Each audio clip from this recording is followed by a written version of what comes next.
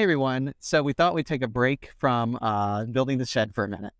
Yeah, so this is our garden that we're going to give a garden tour. It's going to be kind of long because we're talking about the subject. Yeah. Kind of dorky. Yeah, a little bit nerdy. So we're going to talk about each cultivar or species to give an idea about how nerdy this is going to get of each of our plants as we come across it. We hope you enjoy it. This is something that we've really worked hard on.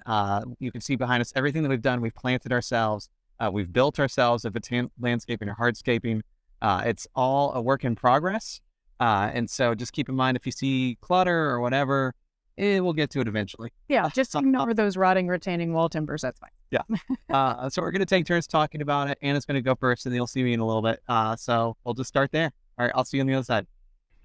Hey guys, before we jump into this, I want to let you know we're going to be going back and forth between Anna and myself in this video. Hopefully it'll make a better viewing experience. This was recorded in early April of 2023, and I did add in notes of most of the trees, of the names when we come across it. I also added in some clips from earlier in the year and some from earlier the previous summer, just to show what something might look later in the year. So I hope you enjoy this. If you have any comments or questions about anything we come across, or maybe there's something we don't mention, please ask and we'll try to let you know in the comment section.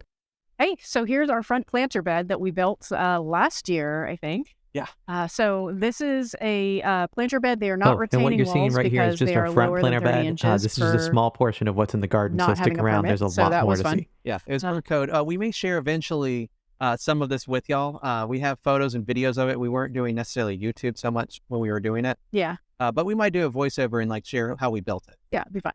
Okay, so this is one of my favorites. So Japanese maple. This is Miyakawa Yatsubusa. And it kind of has these, it grows only a tiny, teeny, tiny, itty bitty bit per year, like a couple of millimeters per year. Maybe an inch at most. Maybe an inch. So for us. Hello, ants. If you're in other zones, it might be, so like grow a little bit better. Miyakawa Yatsubusa is super cool because it has this kind of like shingled look to the leaves. This is pretty much the brightest green it will get all year. Is its spring color. It kind of darkens in color in the summer. So let's see if I can I don't even know if you can get in there. You can see these kind of little growth nodes, and that's as much as growth as it gets. That's it.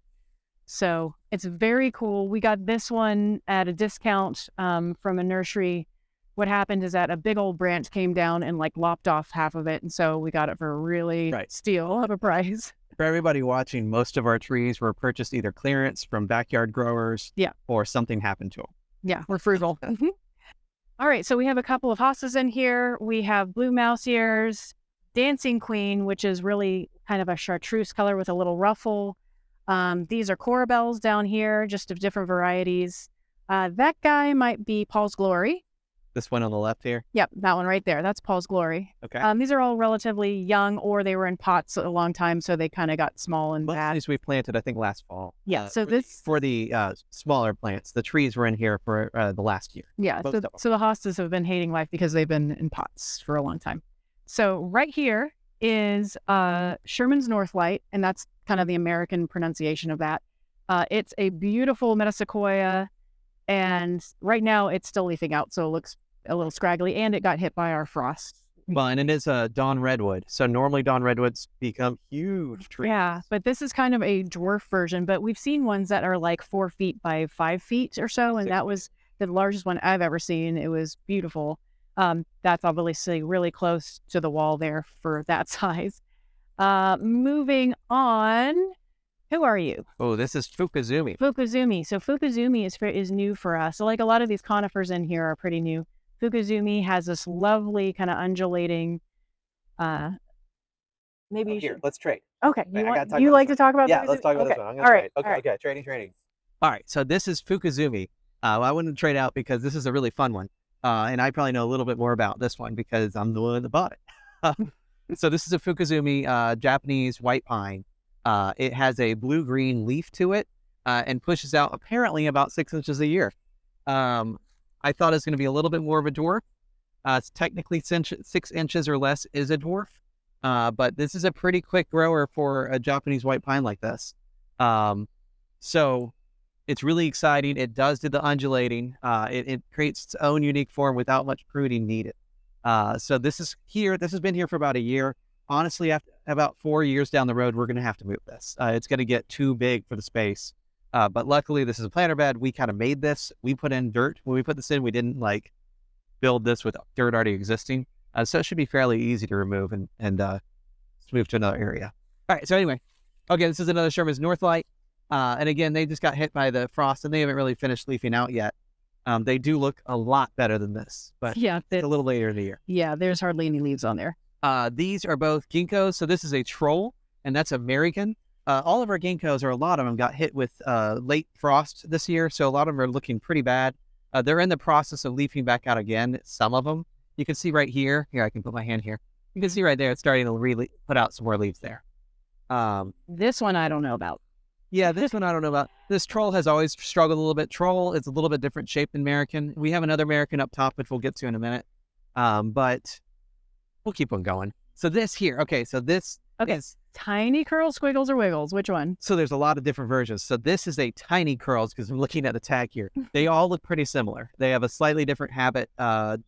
We haven't had this for very long, so I don't know too much about its habit yet, but I just know it makes a little bushy thing and all its leaves or needles are naturally twisty.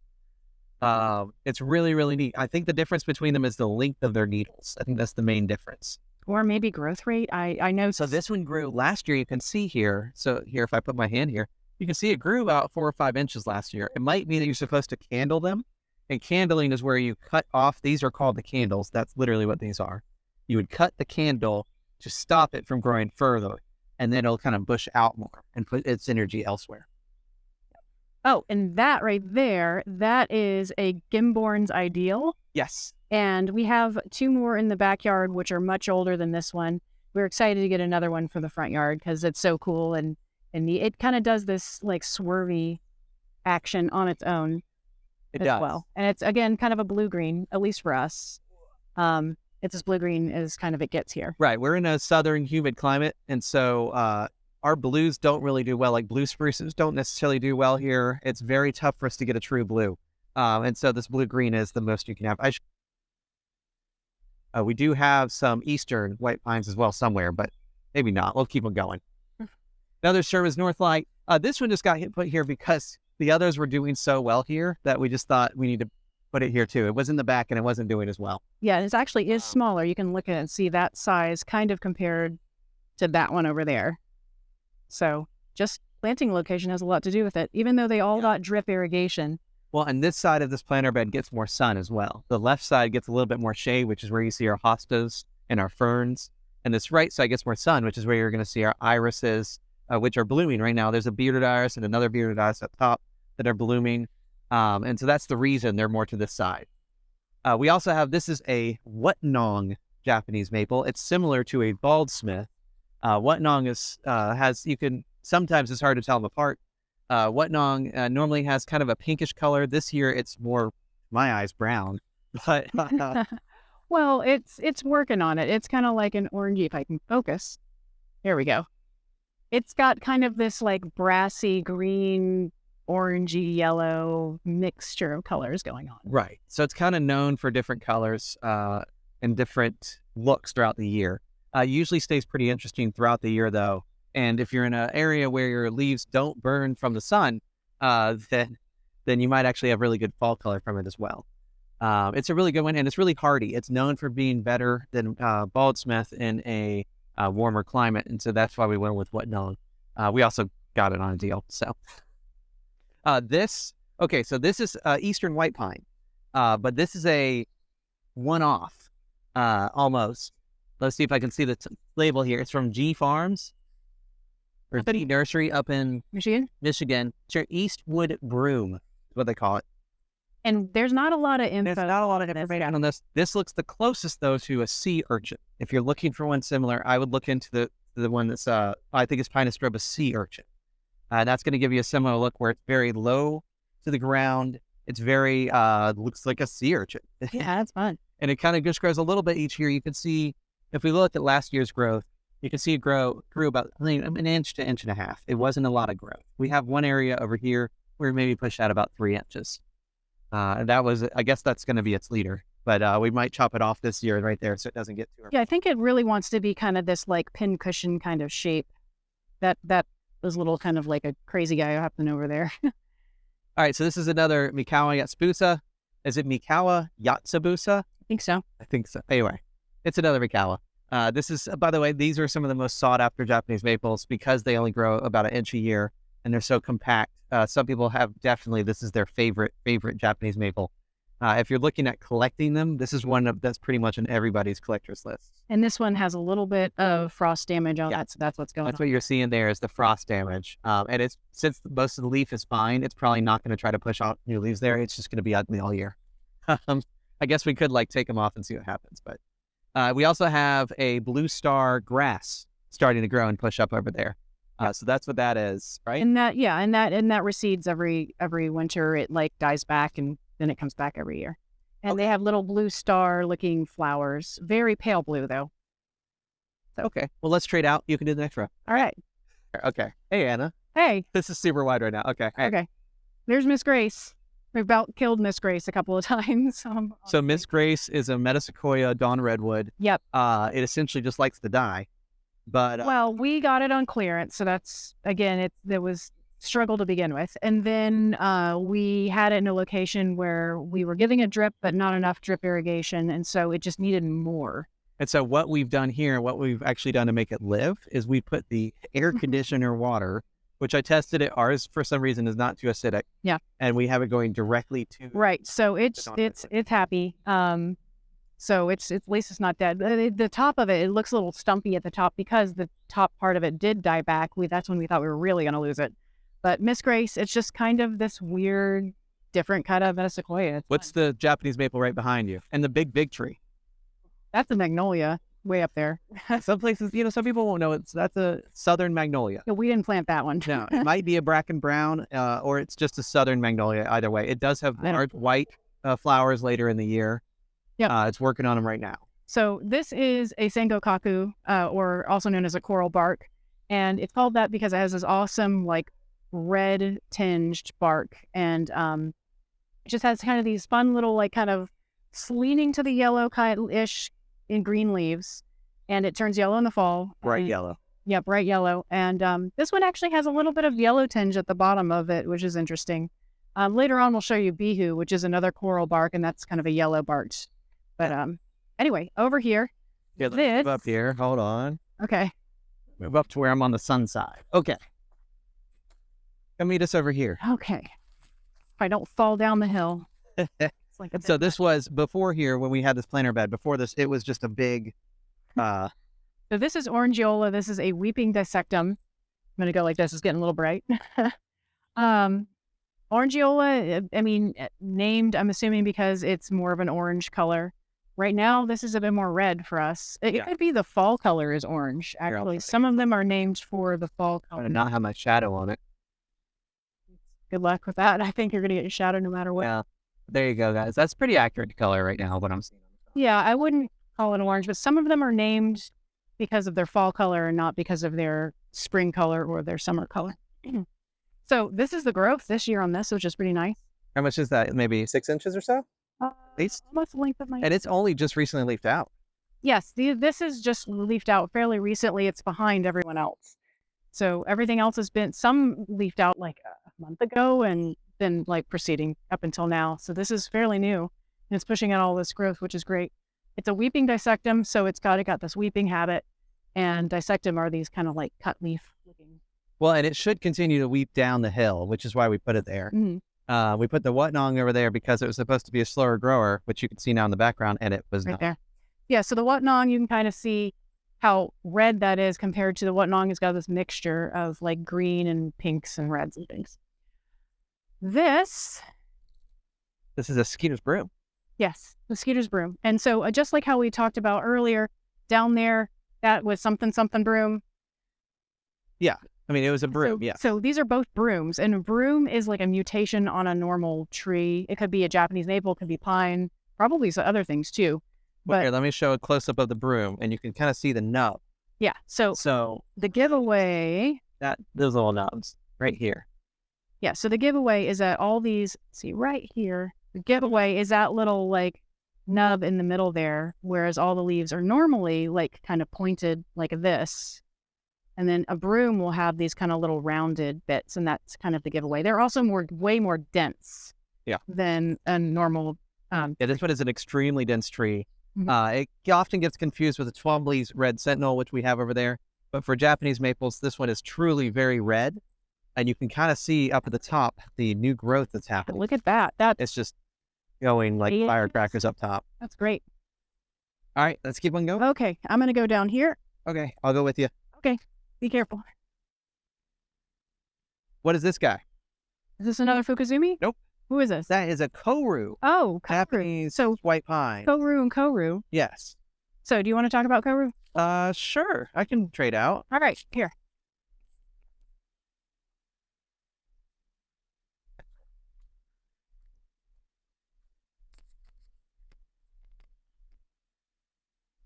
Okay. All right. So this is a Koru, Japanese white pine. I believe it's Japanese. It could be Eastern. Here, come down here with me. Okay. Oh, okay. So this is a Koru Japanese white pine. I think it's Japanese. It could be an Eastern white pine, and I'm wrong. But I think it's a Koru Japanese white pine. Koru. And we got it from Byron Baxter up in Ohio. So this one is known for being a little bit more blue when it comes to the blue-green. We were talking to him about, we really wish we had more blues here. And he said, well, you need to have a Koru. And so we actually have 2 of these. It does make some cones. Let's see if I can, this is an old cone. I might pull it off. It's a cone. Just to show kind of the older cone type. There's some cones up here. New cones growing right now. It probably pushes out, again, about 4 to 6 inches a year. You can see that this is last year's growth. Whenever you're looking at a tree, you can look at each year's growth by going down what they call our nodes. And so you can go up to the next node, and you can see that that's last year's growth. And so it'll continue that habit as it grows up. Here, I'll go over here. This is American, which I know it sounds like American, but it's just American. It's starting with an M. I don't know how to spell it, but it's just M. American. American. Just leave out the A. They might have a K in there too instead. But this one, normally it's a very nice looking tree. This year, all these got zapped. And so it'll probably, it's already starting to push out new leaves right now. I can see a few of them. They're really tiny right now. When we say it's got zapped, I mean it got hit by the frost. All right. Okay, so we have another Sherman's Northlight. Is that 4? Yeah, there's 4 of them. Look, they're doing great, and they look great. So they look so fun. They are kind of a blue-green green. They get this like frosty. Yeah, almost a frosted look. It's really neat. They're fun. They're really fun. Here, I'll talk about this one first. This is probably one of the most common Japanese maples in at least North America. It's the Tamukiyama. So Tamukiyama Japanese maple is known for its red color. In our area, the red is actually more of like a purpley burgundy. Yeah, I would say burgundy. Sometimes you can get a true red, but this is going to be more true red in the more northern climates. The things that it's known for, though, is its heat tolerance. It's extremely heat tolerant. It's extremely versatile. It's also cold tolerant. It pushes out a lot of growth. This one only recently leafed out, and it already has at least 6 inches of growth. You can probably expect anywhere from 6 inches to a foot of growth a year from this, which is, for a Japanese maple, like a foot of growth a year is a lot. We might have some others where it gets even more, but that's a lot. So that is the Tamukiyama, a lot of people's favorites. We have it here because we wanted to weep over this planter bed. So that should look pretty neat later on. This is a fun one. This is called a contifolium, or another name for it is dancing peacock Japanese maple. And so this one has feathery leaves, almost like a peacock. If you want to come in. With my hand. Well, and also the colors in the fall are kind of this multicolor rainbow of like oranges and reds and greens and yellows. Yes. Now, it doesn't put on a lot of growth a year for the size of the leaves. It looks like it would put on a whole lot, but it's really only about 6 inches maybe of growth. But this is one of our first to leaf out this year. Normally it's not, but it's put out about 6 inches of growth. The interesting thing too, it got hit by the same frost as everything else, and it's fine. Look out, you're about to back into a tree. I'm in. Okay. So like I was saying, this got hit by the same frost as everything else, but it has very little frost damage on it. You're going to see some of the hostas right here that have even more damage to them. Anyway, so this is a really fun one. A lot of collectors like this one. I have seen one of these, or we have seen one of these that was about 15 feet tall, and it was really astounding. And so That would take a long time for it to get that height, but hopefully it will eventually get to that here. All right. And then look who's over here, who we just transplanted a couple of months ago. Okay, so we'll skip a few of these. This is purple ghost Japanese maple, which is one of Anna's very favorites.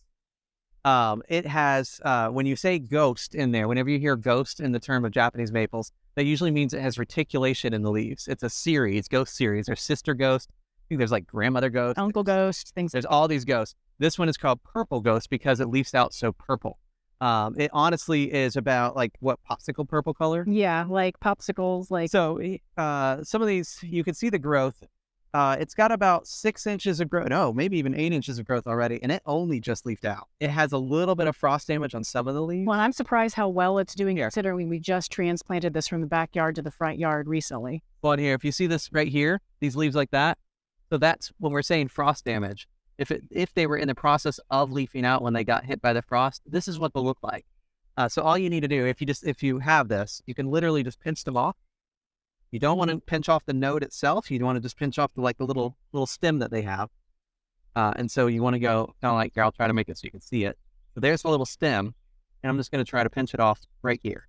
And the same thing for this one. Pinch it off right there. You want to have clean hands when you do this. And then you can just rub the ends with your hand, and the oils on your hand will help seal this off. And then hopefully by doing that, it will push out new leaves there. If you got rid of that node, which a node is, it connects back.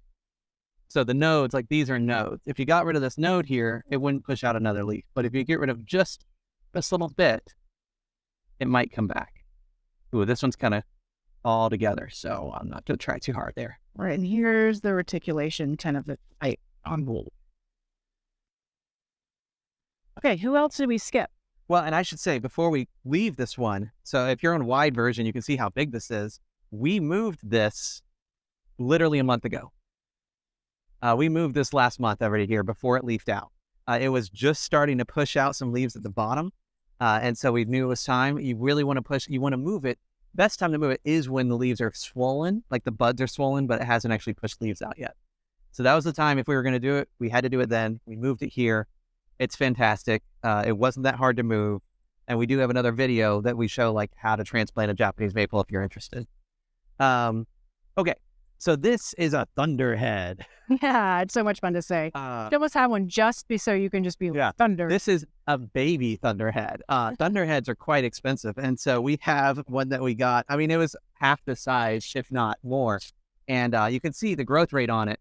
It's pretty significant. Thunderhead is known for like kind of going out in each direction as if like it was a thunder strike. I'm guessing that's where it came from. Well, but it is a Japanese black pine, I believe. And it grows significantly. It definitely grows in the south. I would think it grows in the north as well. But check the zones on it. But it's definitely a landscaping pine or conifer to have.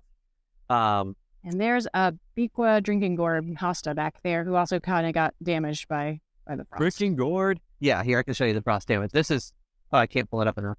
Here you go. That's frost damage. That's what that looks like. We did put a pot over this to protect it, but even with that, the temperatures got too low, and it just got. Well, this particular one's fun because it's called. I don't know what the Biqua part. Hey, let's wait. All right.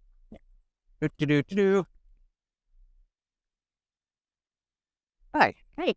So the Biqua drinking gourd is super fun. It's like got this dark, well, not dark, but it has this like deep kind of like blue green, and the blue on the hostas is actually a wax. So here, because it gets so hot, this wax usually melts off and it just ends up being kind of like a basic green. But right now, since we're not like melting yet, it's kind of like this blue color because of the wax. And if it's in enough shade, it'll keep that color too.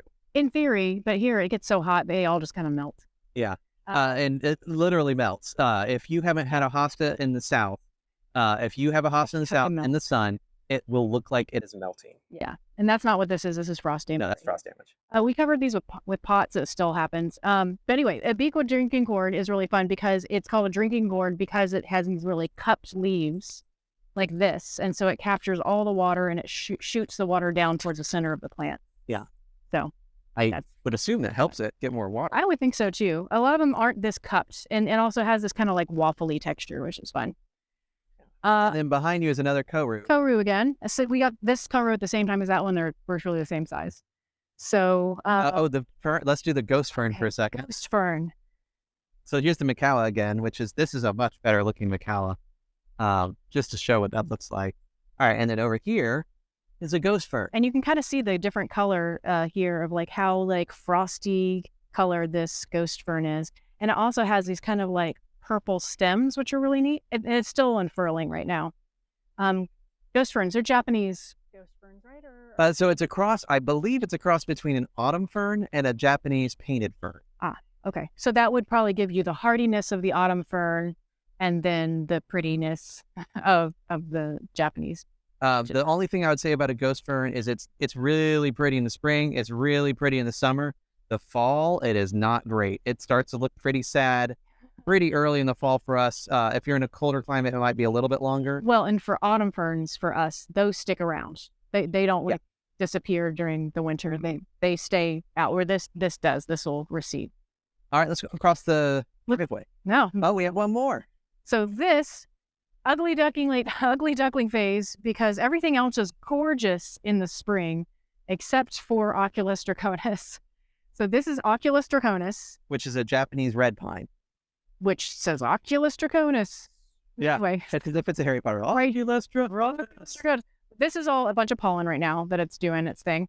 But right now, it's not so pretty in the spring. It's gorgeous in the summer, and it has this. It's called Oculus draconis because when you look down, which means dragon's eye, and when you look down the center at this angle, it should have like these rings of stripes that makes it look like a dragon's eye. And there are slight different varieties to this. I don't know the actual names to all of them, but there are some that are more of a creamy white, and there are some that are more of a yellow. This one is probably more of a creamy white, I would say, of the options. But right now, it's more of the yellow-green because you're seeing last year's growth. Right. And, some of the scraggliness we're leaving on here because we weren't sure if some of the branches were dead, and we're keeping an eye on them. And if they're dead for 2 years, then it actually is a branch that's been abandoned, and we'll trim that off. But right now, we'll see how it goes. Usually just looks like this bright beacon in the summer, especially against the dark color of the house, and the sun comes streaming through it. It's very, very pretty. Yeah, it is a showstopper. It stopped you in your tracks. So we have a few showstoppers here. Like this one, the Oculus draconis is a clear showstopper once you get to the middle of the year. This purple ghost is in the spring, and it's a real showstopper as well. Those are the two. Oh, and we also have over here one that we missed, which looks great right now. Let's go talk about that one really fast. Okay.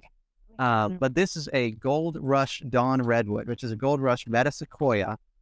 And it is, first off, that has only been in the ground here for maybe 2 to 3 years. It was this tall maybe when we planted it. I don't actually... a little taller than us when we planted it. Actually, I don't think I have a tag on this because we know what it is. So I don't know what year. This one gets very big, very fast, and it's known for its yellow leaves. And it kind of ends up doing these kind of like upward movement with its branches. Yeah, it's almost fastigious. Almost, but not quite. I don't think it qualifies as that. So here's its leaves, though, to show, and we'll see if the sun is going to come back out. Let me go down to this one here. It's got some sun on it. So right now, it's kind of a yellow-green, but the longer it is in the sun, the more yellow it gets. And did we had the drip going from the AC to that? I had the AC going to this one, and that's what made it just go nuts. Yeah, because we have one in the backyard that we planted at the same time, same size as this one, and this is like triple. I mean, this is, I'll back up so they can see it versus you. You slide down. So it grew definitely 6 feet in 1 year when we had the water going to it. And last year we stopped the water going to it. I guess it's been in the ground for 2 years now, growing seasons. And the second year only grew probably 3 feet without the water. Yeah. So the water was coming from the AC. So if you want to have your Gold Rush Dawn Redwood grow quickly, give it water every day. Yeah. All right, let's keep on going. Let's see here. Oh, this is oh no, I don't even remember what this guy is. Oh, it says it right there. What does it say? Let me see. We've got a bunch of needles in here that need to be... It's right down there. I can see the tag. Okay. Austrian pine. Austrian pine. So it did not cost $692. The one. No, it did not cost $692. Wow. So this is an Austrian pine. It's a little bit dark in coloration, like it's a darker green. And we have it at an angle. We got it for like $20, like almost at. Yeah, it was like a clearance section. I don't know why. I guess it was in their boneyard. So the Oculus Draconis we have over there, we also got for about $20. Yeah. It was also in the boneyard. Great deal. Be careful though, conifers in a boneyard. They don't all like to live. Japanese maples will pretty much always strive to live, whereas a conifer, if it's not looking good, there's a good chance it'll die. So don't pay too much for it. So we planted this on a slant on purpose because we wanted to. I'm gonna go sunny side. All right.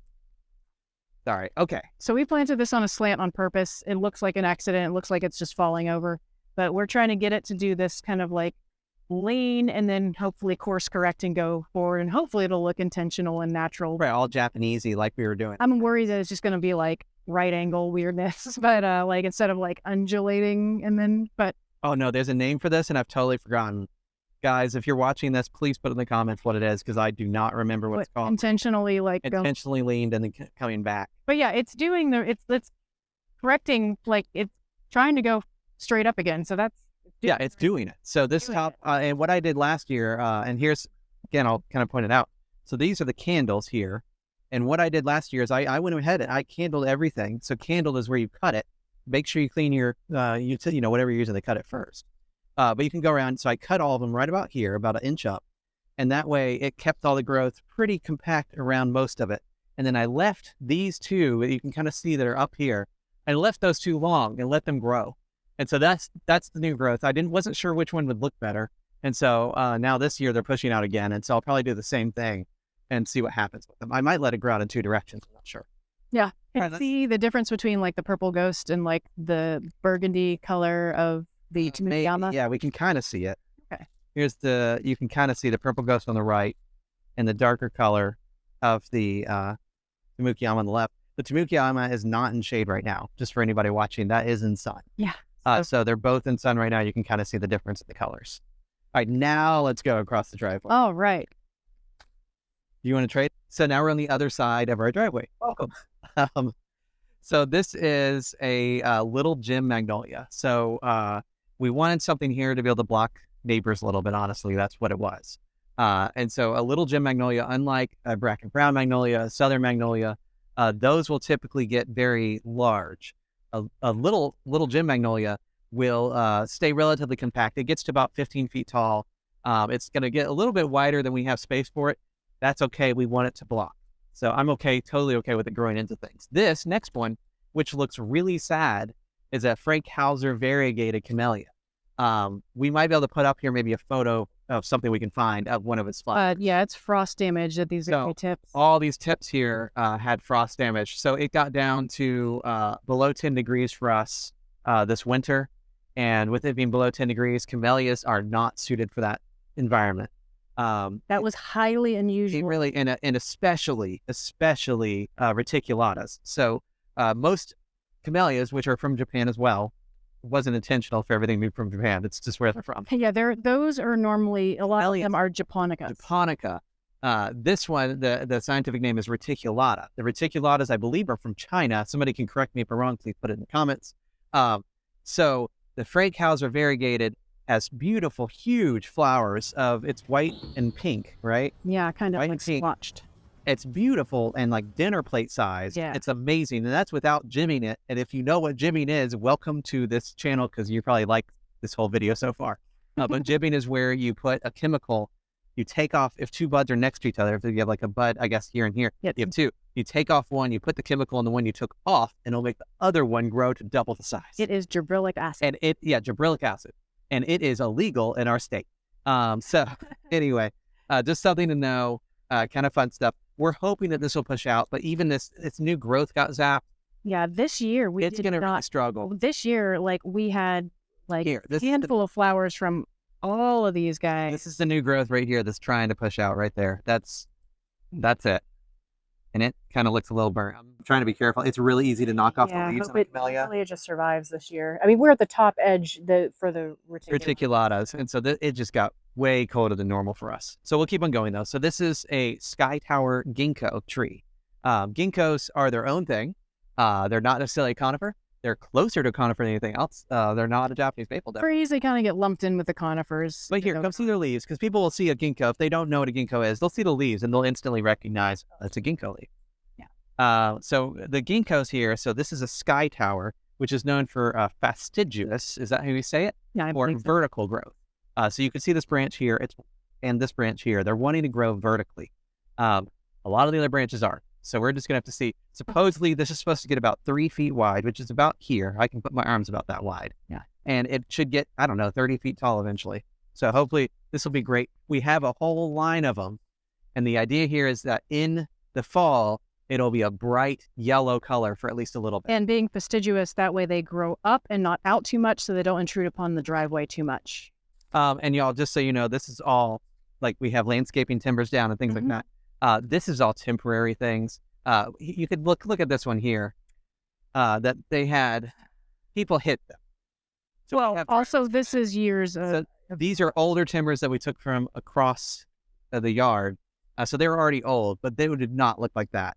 Somebody, like one of the UPS drivers, he's great actually. It's probably a FedEx driver, clearly, or the Amazon, I don't know who. Somebody ran over this. That's why they're there. That's why they're there. They're sacrificial. Yeah, things. They were almost hitting our ginkgo, so we had to put something down. So we just put down what was here. So these behind us are all camellias. Here's a camellia that's looking better with new growth, just to give an idea of what that looks like. This is zapped growth or stuff that got hit by the frost. That's old, but this is the new growth coming out right here. Yeah, good, healthy bounce back, which is great. So that's good. Oh, and this is a dead bud. So that's dead. Flower. Dead flower. Yeah. And this one right here, we actually just moved this just recently. It looks like it might even be putting in a flower again, but we just moved this recently. We had one that got hit a little bit too hard by the frost, and so we wanted to put it there. All right, let's keep them going. More ginkgos and camellias, and these guys. You introduce these two? They're sure. The same. Here, come on this side. Okay, so these are Twombly's red sentinels. Earlier, we showed you the Skeeter's broom. And this is a one that's very similar to it. It can be easily confused, but this is a Twombly's red sentinel. Oh, come see this, Anna. No. Come right here. What? Look at this guy. Who's that guy? That is a baby ladybug. Here, can you see it? Yeah. So if you see these on your plants, good. Yeah, it is there. Those aphids. It's there to eat the aphids. That's a good thing, and that's what turns into a ladybug. Anyway, I just want to show that because they're pretty. Anyway, while we're here, let's check out the leaves. Look at this kind of like multicolor rainbow. The Twombly's red sentinel is another pretty densely grown. Is it a broom? It's a fastigious. I think it's a broom. You can see the nub. There's a little nub. I think it's a broom, and I think it came off of a bloodgood, but I might be wrong. A bloodgood is one of the most common Japanese maples in America. We don't have that one on our property, but it does have a lot of different coloration on the leaves. It's really, really pretty. If you're in a northern climate, it's going to stay very red throughout the year. If you're in a southern climate, just like all the other red trees, this is going to turn green eventually. If you have enough humidity, all of the red trees will turn green at some point, or at least burgundy. And actually down here, you can see even in here, it's already getting a little brassy, a little green, where it's shading itself out. I can push this down. You can see, it really needs sun to be the red color. Oh, and way back there is another gold rush John redwood that we planted. Oh, yeah, that was our other property before. Before we leave this too, I did want to point out, most Japanese maples were saying this needs sun to be red. Most Japanese maples prefer morning sun and afternoon shade. If you're in a very northern climate, you could probably have all day sun on a lot of them, and we'll have a few that will show that can take more sun. But like a red especially, you probably want to give it only about 6 hours of sun throughout the day, direct sun. This one gets about 4 hours of direct sun, and then it gets filtered shade above. If you look above us, do a 0.5, you can see there that we have large poplars above us. And those large poplars give shade to the trees below. We also have a dogwood and a few other things here too. And anything large, obviously, we didn't plant. So, and do we say that these are also fastigious? Yeah, these are fastigious, so these should be, just like the Sky Tower ginkgos, they should be growing upright. You don't have to do that yet. This one is a little bit, but they'll kind of bush out. They'll stay very, very dense. And they're not going to spread like some other Japanese maples we have. Will spread out. They'll really spread their limbs out, whereas this will be very upright and compact. That's why they're so close together. We have them about 4 feet apart or so, maybe 5. But they're very close together, and the point of that is to block the neighbor. They'll get about 15 feet tall eventually, and so that is going to be perfect for this situation. It'll be nice and dense, and then the camellias also get about 15 feet tall if you let them.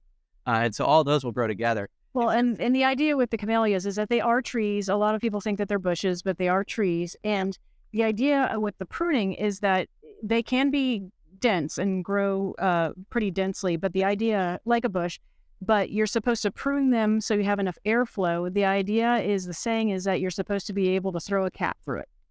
Sure. Is it throwing? Our cat's kind of big. Yeah, I don't think she'll be able to make it, but yeah. Well, and here, this is show that too, while we're at the camellias before we leave them.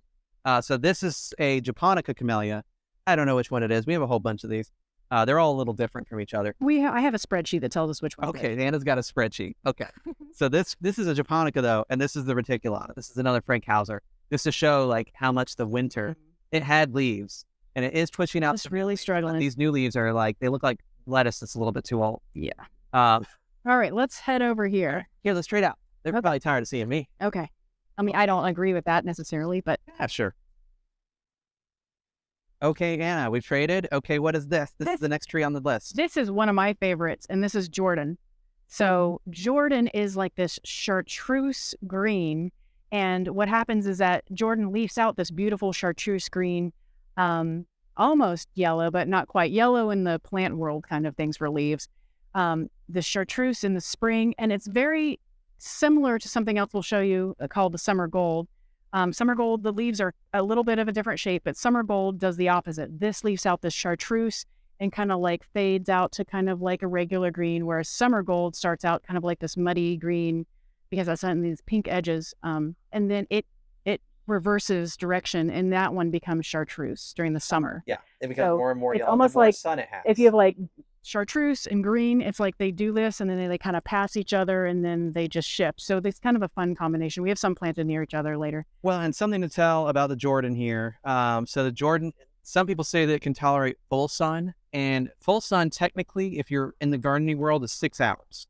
However, if you think full sun and you're not from the gardening world, you think that might be 10 or 12. Man, when we first had Jordans and we lived at the other property, or Jordan, one of those, we planted it in full sun and it fried. It was in about 12 hours of sun. So because people said full sun and we believed them, and that's too much. So Jordan really prefers morning sun, afternoon shade, whereas summer gold is much more heat tolerant. I mean, they're both heat tolerant, but it's just more.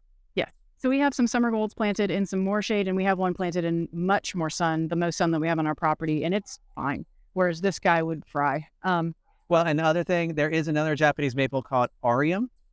And Arium is known for being super yellow when it leaves out. And a bigger leaf. A bigger leaf, but it does not do well in a southern climate. We've had one and it kicked the bucket. Yeah. Or we had autumnal and it kicked the bucket. Like, we know a lot of people who have tried it, and every single person has lost it. So if you have an Arium, congratulations. I wouldn't do it below zone probably 7A. That's probably about as far south as I would go. And that might even be too much. It really wants. And she's come over here. So if you've noticed on here, like, it has all these little pink flowers. So these are the flowers that the Japanese maple makes. They're much more noticeable on Jordan here. These will turn into little seeds. Jordan likes to produce seeds. Some trees just don't make many seeds. Others do. So our Jordan seem to like to produce seed. So. All right, let's keep on going. Yeah. This was your cousin's favorite. Yeah, this is Pixie. So Pixie is a little bit more brassy than the Twombly's Red Sentinel or the Skeeter's Broom.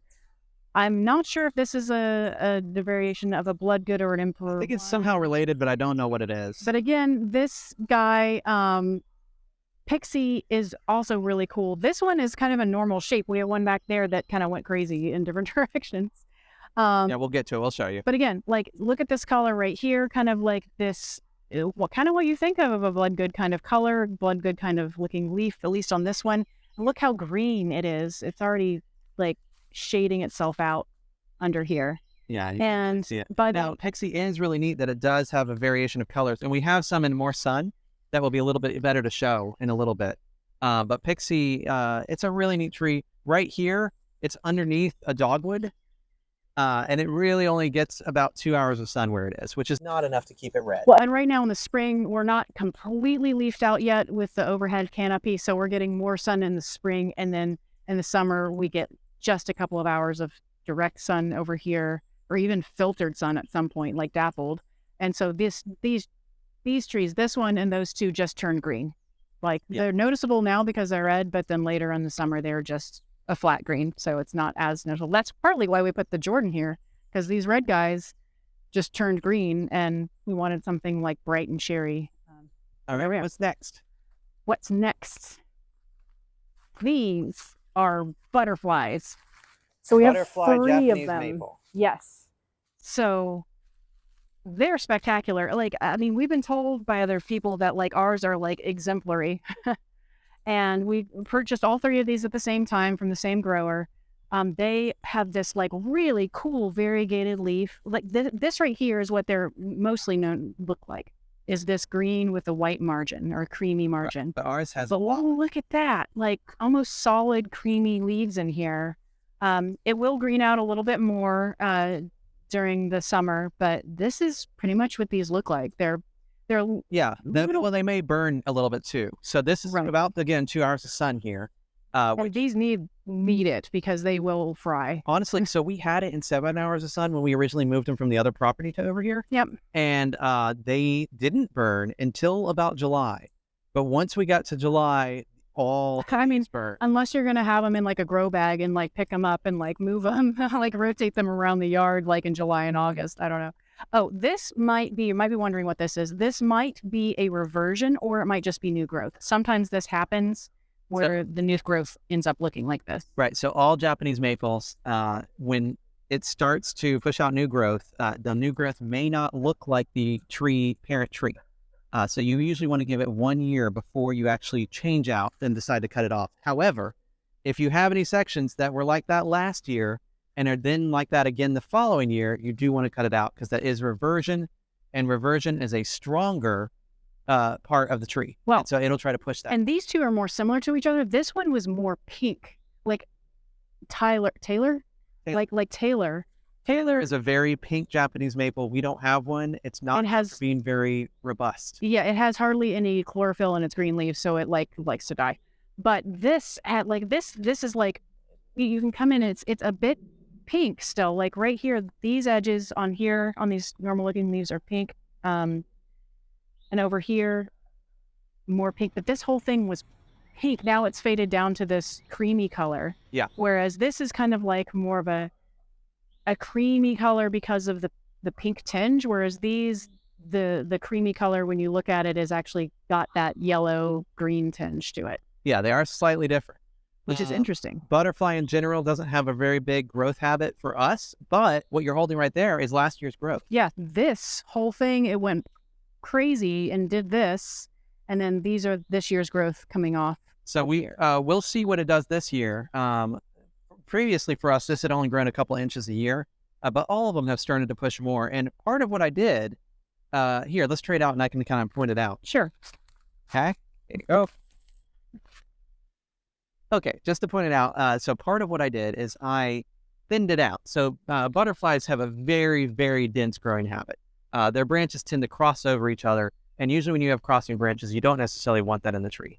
I tend to try to, if I can, I try to make air layers off of anything, which will actually create a second new butterfly Japanese maple or whatever you're air layering. And we'll make another video at some point about air layering, so we'll show what that is.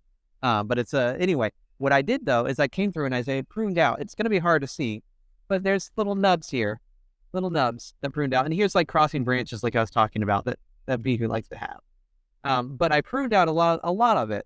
I didn't want to do too much, but I pruned out a fair amount because I wanted to encourage growth at the ends and at the tips and it was all growing internally. And so far, this one hasn't seen much, but I did it to all 3. And it was after I did that this decided to push out all this growth here. However, I say that, word of caution, I did lose one giant branch from this butterfly that was in the middle. And when it came up to about here, I would have called it its leader branch. I'm not sure what happened. I actually didn't really do much to it. We had a pretty hot summer past summers. Yeah, I was giving it until this year. It didn't leaf out at all, and so I just went ahead and cut it off because I didn't want to have a chance of it having some sort of disease and taking it to the rest of the tree. Anyway, that's it. Oh, and I do clean my cutting utensils whenever I'm doing anything, so I don't know what got it, but just a word of caution. In general, though, butterfly is a very, very robust Japanese maple. It does much better than you think it would with how delicate it looks. All right, let's keep on going. Do you want to just pick this up tomorrow or something? No, let's keep on going. It's just started raining a little. Y'all, it did start raining a little. Okay, this is a camellia. Here, let me show you. This is a camellia. So if you're not from this area, you may not have seen one. Now, these flowers are a little old, and normally the flowers aren't even on the plant when it's starting to push. Yeah, and this is unusual for this to be blooming in April. It's just like, this is in a pot. I don't know if that makes a difference. We had this crazy, crazy winter weather. Like nobody else bloomed. But you can see its old blooms here. It had several. This one just didn't care about the cold snap as much. I mean, I don't think it should so be this blooming one, either. let's see, it may still have one more to push out yet. But this is an air layer. Here, we're just talking about air layers. This was taken off of a parent camellia tree. So this is off of a larger camellia. We did an air layer. You can still see some of it at the bottom, which we really do need to remove. It's about time to remove this. But we had it in a bag. We'll show how we did it again later. But this is an air layer, and this is the size that we took it off. Air layers don't have to be small. This here is another Chimukiyama that was a graft. And so... and that's that was 2020 that we did that. This was a few years ago. So this is a graft. You can see the graft tape here. That's what that is. And this is the graft point. So this would be called a high graft. And that's where it is. You splice it in, and it'll take off. But that being said, we only had 2 successful. We had 2 successes. This is one of the 2. We'll get to the other one. But I'm really happy. I was like, if something's going to survive, it's probably Chimukiyama. Oh, yeah. Yeah, that's why we did Chimukiyama. Not because we needed another Chimukiyama, but because success rate chances. And then we have Air Layer Alley and Hosta Alley a little bit because they've grown into the ground. But this... First is this. Wow. So this is Geisha Gone Wild. It is a fantastic cultivar. Normally, it is very slow growing. It is a Japanese maple. And it has a very magenta pink coloration to it.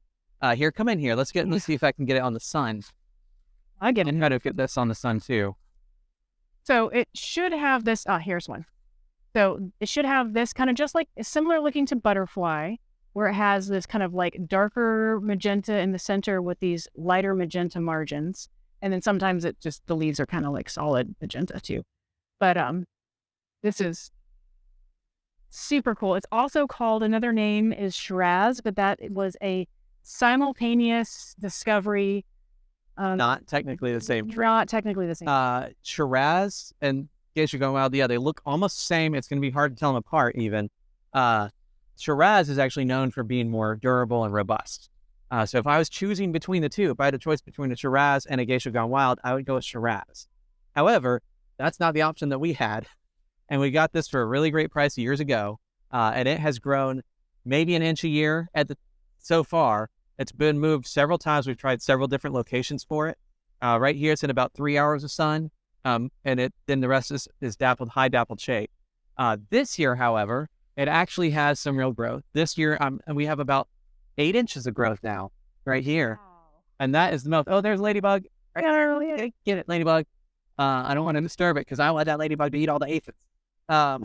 So that's unusual for this particular tree. I don't know if other people have better success with these trees growing at a faster rate, but ours is always just kind of like sat here and done nothing, growth-wise. So that's exciting that it has some growth. And we do have another Geisha Gone Wild up on the hill. We'll show you in a little bit. That it does have a little bit. It keeps the color long, and this much sun where it's only 3 hours or so, it really doesn't keep the color very long. It's going to have this coloration for about 3 weeks, and then it's going to go to more of a muted brown green. All right, let's keep on going. You want to trade back? Sure. Okay. Here, go stand next to Geisha Gone Wild. Why? Just because they're so pretty. Geisha Gone Wild. There's Anna with Geisha Gone Wild. Yes. It's pink. I'm pink. We're pink together. Wow, look. Oh, hold that branch down a little bit. Look how good that looks. Yeah, and it's still putting out growth. Like, it has these little, like, unfurling leaves right here. So it's not done yet. No. So it's still doing, which is great. All right. What's the next tree on the list? But yeah, this one definitely loses its magenta color, whereas the one up there doesn't. But the one up there is like this tall. It's like a whip. It's like a little tiny, and it's been that size for like several years. All right. So we have more air layers from camellias, a bunch, and some seedling Japanese maples. What's this guy right here? This is summer gold. So we talked about Jordan down there. This is summer gold. Summer gold Japanese maple. And so this is the one where I talked about, as the name implies, summer gold. So this is the one that starts off. Actually, this one's been leafed out longer than the other ones in our yard. So it's a little farther ahead. So it kind of looks just like Jordan right now. But they leaf out sometimes with this little pink margin around the edges. Not like a margin like those where it's very prominent. Just a very almost like you just outlined it with pink. Here, come join us on this side. Okay. Okay, there you go.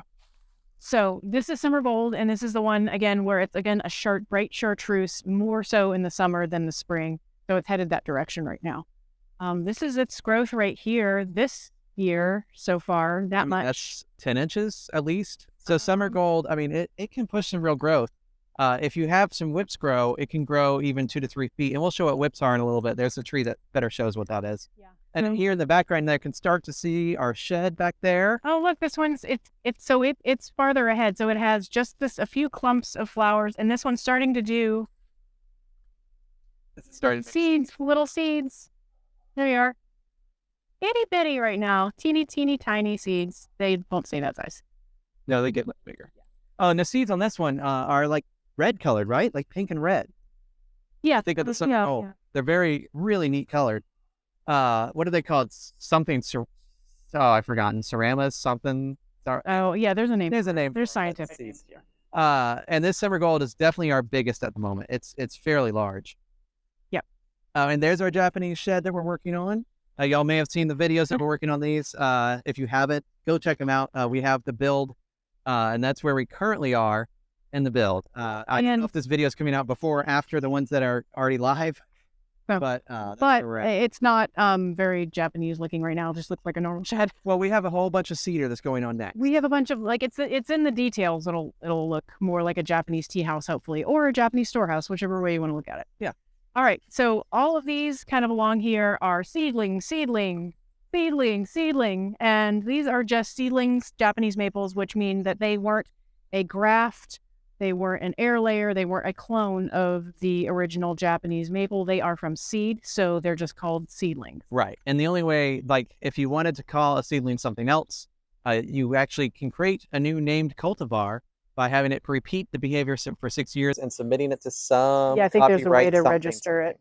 I don't know how to do it. But yeah, seedlings tend to grow like crazy because the cultivars just tend to have a slower growth rate. Seedlings tend to go bonkers. Well, and a lot of people will graft a cultivar, which is like Tamukiyama or Summer Gold or whatever, onto rootstock, which is essentially a seedling. It's Acer palmatum. Yep. It's a seedling, and because they're more robust, the root system is also more robust, which is why you normally put it on a green rootstock.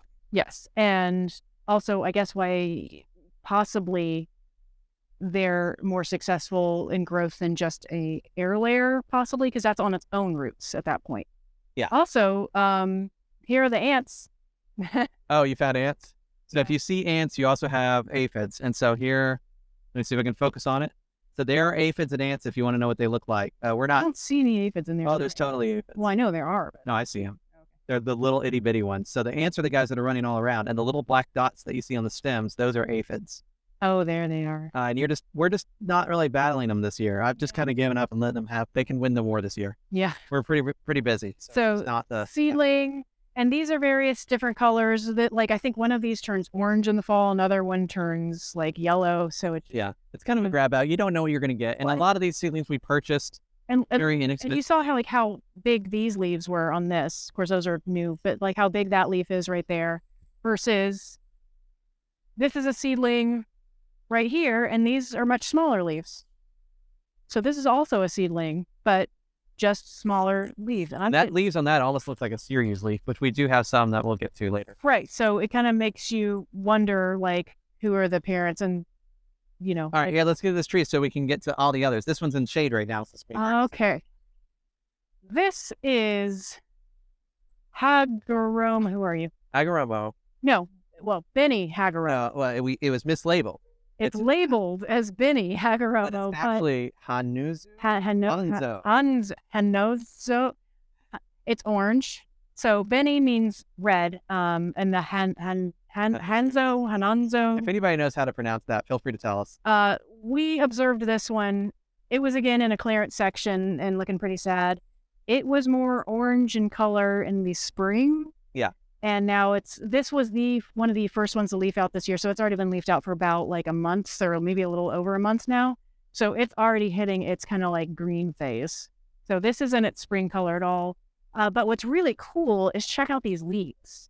These are unlike any of the other Japanese maples. This is sometimes called red feather. And it's because they have these weird feather-like leaves. Right. I guess this one would be orange feather. Orange feather. Let's go with orange feather. But yeah, these weird feather-like leaves, they're very weird and completely different. And so, we found the ladder. So that's why with the different kind of leaf shapes, sometimes you want to plant things when you know you'll be close to them. Right. So this is close to a building. We'll be walking near it. Some you can have planted farther off in the landscape, but this was fun. You can get close to it and really check out what it looks like upon closer examination. And you can see behind Anna, there's more camellias back there. Yep. This one, there wasn't a building here, so originally it wasn't too close to the building. We may end up having to move it, but we may end up being okay with it. And this was an area to block neighbors in the background and block the fence that's not ours and things like that. Yeah, and so some of our larger camellias are air layers for my mother's plants, and some of the smaller camellias are ones that we've purchased from growers and things because we don't want to put a ton of money into it. Let's keep on going. Let me not step on this ladder. Okay. See y'all, there's the ladder. Okay. So we missed a couple here that we walked by. So what are these two? This? Yeah, I'm going to come on the sun side. Okay. This is Scolopendrifolium, and that is Hub's red willow. And Spencer, you planted them together because you thought it would be cool because they're very similar kind of leaves. You have here, I can show. Yeah. You have the red and the green growing with each other and growing kind of over each other. Yeah. Hub's red willow, which is right here. So we got it again on clearance. It had a huge branch knocked off of it, and so that's why I was in their clearance bin or boneyard or whatever it was. It does grow out really well. It's really tall. I mean, Anna, go stand next to it, and we can see like how. I mean, I'm actually standing lower. I'm lower than where it's planted, actually. But yeah. All right, and then let's go to the sun side of the Scolopendrifolium. So, and what's neat about this is, Hub's red willow turns red in the fall, and Scolopendrifolium turns yellow in the fall. So it's again cool contrast. At least in theory, they've kind of like flopped this past couple of years what we planted them. Here's the Scolopendrifolium up there. It did get zapped pretty hard by the frost, so it's still got some branches that are starting. It got hit by the frost, but also it didn't really drop its leaves this year. They stayed crunchy and on there. So I found that for a lot of the linear lobe Japanese maples, they do that. They just do that, and some of the dissectums too. I noticed some of the Tsumikiyamas didn't drop their leaves. Oh, and the waterfall didn't either. Yeah. So. Oh, and what's this little thing behind you? The bush type thing. Oh, that is little honey oak leaf hydrangea. And so cool chartreuse color of the leaves, that keeps that chartreuse color into the summer. The flowers are white and they're not that spectacular. So you'd get other hydrangeas for the flowers, but that is super cool for its foliage. Yeah, this one you have for the foliage most of the year. And it probably is 4 hours of sun is probably appropriate for it, maybe 5. And we're questioning if these are in a good spot. Like we had 3, one of them died. This one looks to be struggling. And, they should be going crazy because don't mind her electrical cord going through. Oh yeah, sorry about that guy.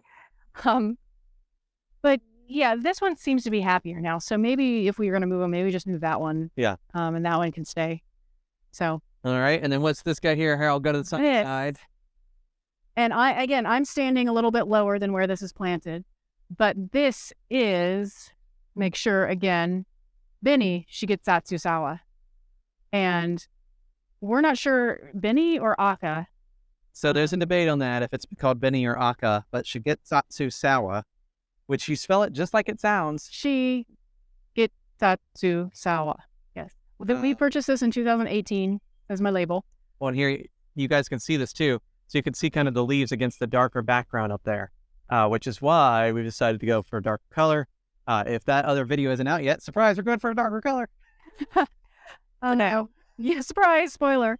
But this is a reticulated, again, kind of like the ghost series, like purple ghost. We have an amber ghost. We don't have things like uncle or grandma ghost or things like that. I don't even quite show the reticulation. So Anna, you had been, hold on, let me try to get it in focus. Try this. There it goes. There's the reticulation. So that veining that you see in it is the reticulation. So it has this beautiful, like just soft, like amber and pink blush to it. And this was in the backyard. There's a gentleman who grows Japanese maples in his yard, kind of as a hobby. It's I don't know. He might be serious. I mean, I know he's serious, but it's kind of like one of those like combo business, hobby, fun, love, passion businesses. Maybe loves it. Anyway. We've been going to him for years, and we've purchased smaller trees that were about yay high, and maybe some of our seedlings may have come from him. But I just kept eyeing this one. And it was I think the biggest one he had in his backyard. And I think it was well rooted into ground through the pot. And I just kept eyeing it. And I was just like, oh, it's too expensive. And then the next year I'd be like, it's so pretty, but oh, it's too expensive. And then finally, I think he wanted to eventually sell that property, so he kind of gave in and he sold it to us. Which we're happy about. Thank you. Yeah, thank you. It's so beautiful. I love it. Yeah, it's so cool. And it's just so, I mean, we can jump ahead, but you can see how this compares to Amber Ghost over there if you swivel over. So that's Amber Ghost next to it. And Amber Ghost is more of this, I guess Peaches and Cream is another one. But Amber Ghost has this amber greenish hue to it as well, reticulated. And it's just a completely different color. It's creamy and green with a little bit of blush edging, which is that one is much more blush and pink. And it's just super cool. I love them. Yeah. And this one is definitely intentionally placed here, this Amber Ghost Japanese maple. It's definitely placed here on purpose to match in with the Japanese shed behind. It does have some overlapping depending on where you are in the yard. Well, and these trees were here first before we built the shed. And Amber Ghost puts out a good bit of growth. Also the Shigatsu Sawa. So it probably grows. One year it grew 3 feet in one area. Some years it hasn't grown much. I mean, this was a tree that was taller than me when we purchased it, but it definitely has grown since we've and now it's starting to kind of grow consistently. So you can kind of see this growth here. And it's probably got about 8 to 10 inches of growth right here. Yeah, look at this new growth right here. Look how magenta it is. That's weird looking compared to everybody else. Let me see if I can get it without getting in the shadow. Let me move it over here so you can see. That's the new growth that is pushing out that color, and it changes over to this color. Put your hand underneath where it is. Try to kind of show it. There we go. Maybe they look how big that is versus. Okay. Yeah. So those non-colorblind people. What's this guy to the right? That's a green. Or our right. Sorry, I keep on being paranoid about ants. This is Viridis, I think, or Waterfall. One they look basically the same, but one is yellow leaves in the fall and one has orange leaves in the fall, and that's how you tell the difference. And this is an older cultivar. It's been not ours particularly, but this cultivar has been around for a long time. Yeah, I mean, I don't know. Maybe somebody else could tell me. You have a green. So just like Tamukiyama, if someone's like, I have this tree that's been in my yard since the 1960s, it's probably a Viridis or Waterfall if it's green. If it's red, it's probably Tamukiyama or maybe Red Dragon or Crimson Queen. So yeah, let me come up and show the growth. So it really is a weeping dissectum, which dissectum is a cut leaf. Yeah, like lace leaf. Lace leaf. And here's its growth. I mean, it's growing about 8-10 inches so far. Yeah. So it's a really nice one to have. We've had this now, I think 2016. This is one of the first ones we purchased. So I can tell you. Let me see. Anna likes to label everything. It's important. 2014. 2014. So to give an idea, it was about 3 feet tall when we purchased it, and now it's probably about 5 feet tall. But it's gotten downhill from it. Yeah, I am down. But we did this pairing of this is more of an upright tree right here, paired with this one that will stay understory and weeping, which is really cool. All right, let's go to one more and then we can trade. Okay. Let's see. So the very first tree that leafed out this year for us was Orange Dream. and it doesn't look very orange. It's pretty chartreuse. We've seen photos of other people's orange dreams, and they are orange. Ours is not. So, and this guy has had a hard time. This we've only had for a year and a half or so. We bought it in the spring. We haven't been long. We got it in a boneyard kind of situation, and we bought it at the same time as the feathered one earlier, the Hagarello. And then it just seemed to struggle with the heat. Right now, what's going on is it does have some little burnt, crispy edges, and that's because of the frost again. But that'll look the same in summer when it gets too hot. Yeah. Once it gets too hot, it'll be, So ours stays this chartreuse color. I really like it paired with, like, behind, we've got some magnolias back here, some dark magnolias. Yeah, I see it. So that's a cool contrast with the dark green back there and a bunch of privet. Well, not our privet. It's just woodsy privet. And so part of this, we should point out, so Orange Dream is not very heat tolerant. A lot of our trees are that we're showing, and we'll point out ones that are especially heat tolerant. This is for our yard. This is the most shade, and as we go that way, we get more and more sun. Yeah, I can kind of give them a preview of what the rest of the yard looks like. So here is the rest of the yard, and we'll get to all this. But as you go down away from where we are, as you go that way, it gets to more and more sun. Over here, try to move slowly so I don't make anybody disoriented. It's over here. It's about 1 hour of sun, honestly. Yeah. Once you're into the summer and the leaves are in full leaf above, it's 1 hour of direct sun, and the rest is high filtered shade. Okay. Well, do you want to talk about coral pink? Sure. We can start with coral. I'll do a few. Let's go ahead and trade. I don't know all these hostas though. Okay. Okay. So this is Acer palmatum coral pink, also coral pink Japanese maple. And so I don't know if the coral pink comes from the actual leaf of it, because it does leaf out rather pink, or if it comes from the branching, because ours hasn't had a lot of growth. We got it from somebody else who had to move to Florida where Japanese maples don't survive as well. And so it does have a very dusty leaf though, which is very different.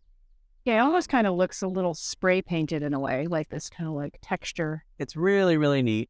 We're really happy to have it. It also got hit by some frost. It was one of our first ones to leaf out as well.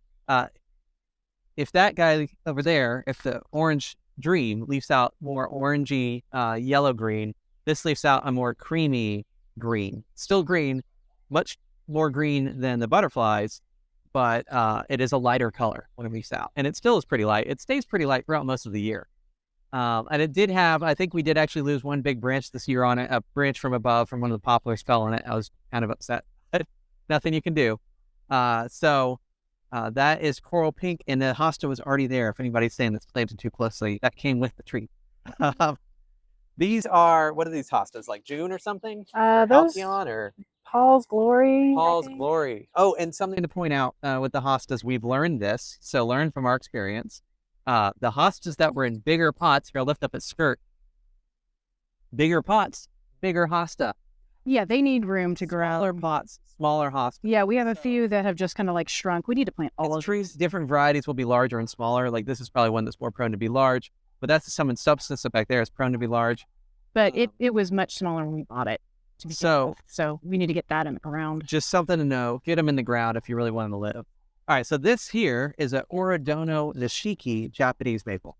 And it looks just like a green maple. It is supposed to have variegation all over it. If you get an Orodono nishiki, normally you get one that has a really cool variegation. Let me see. I think there was a leaf.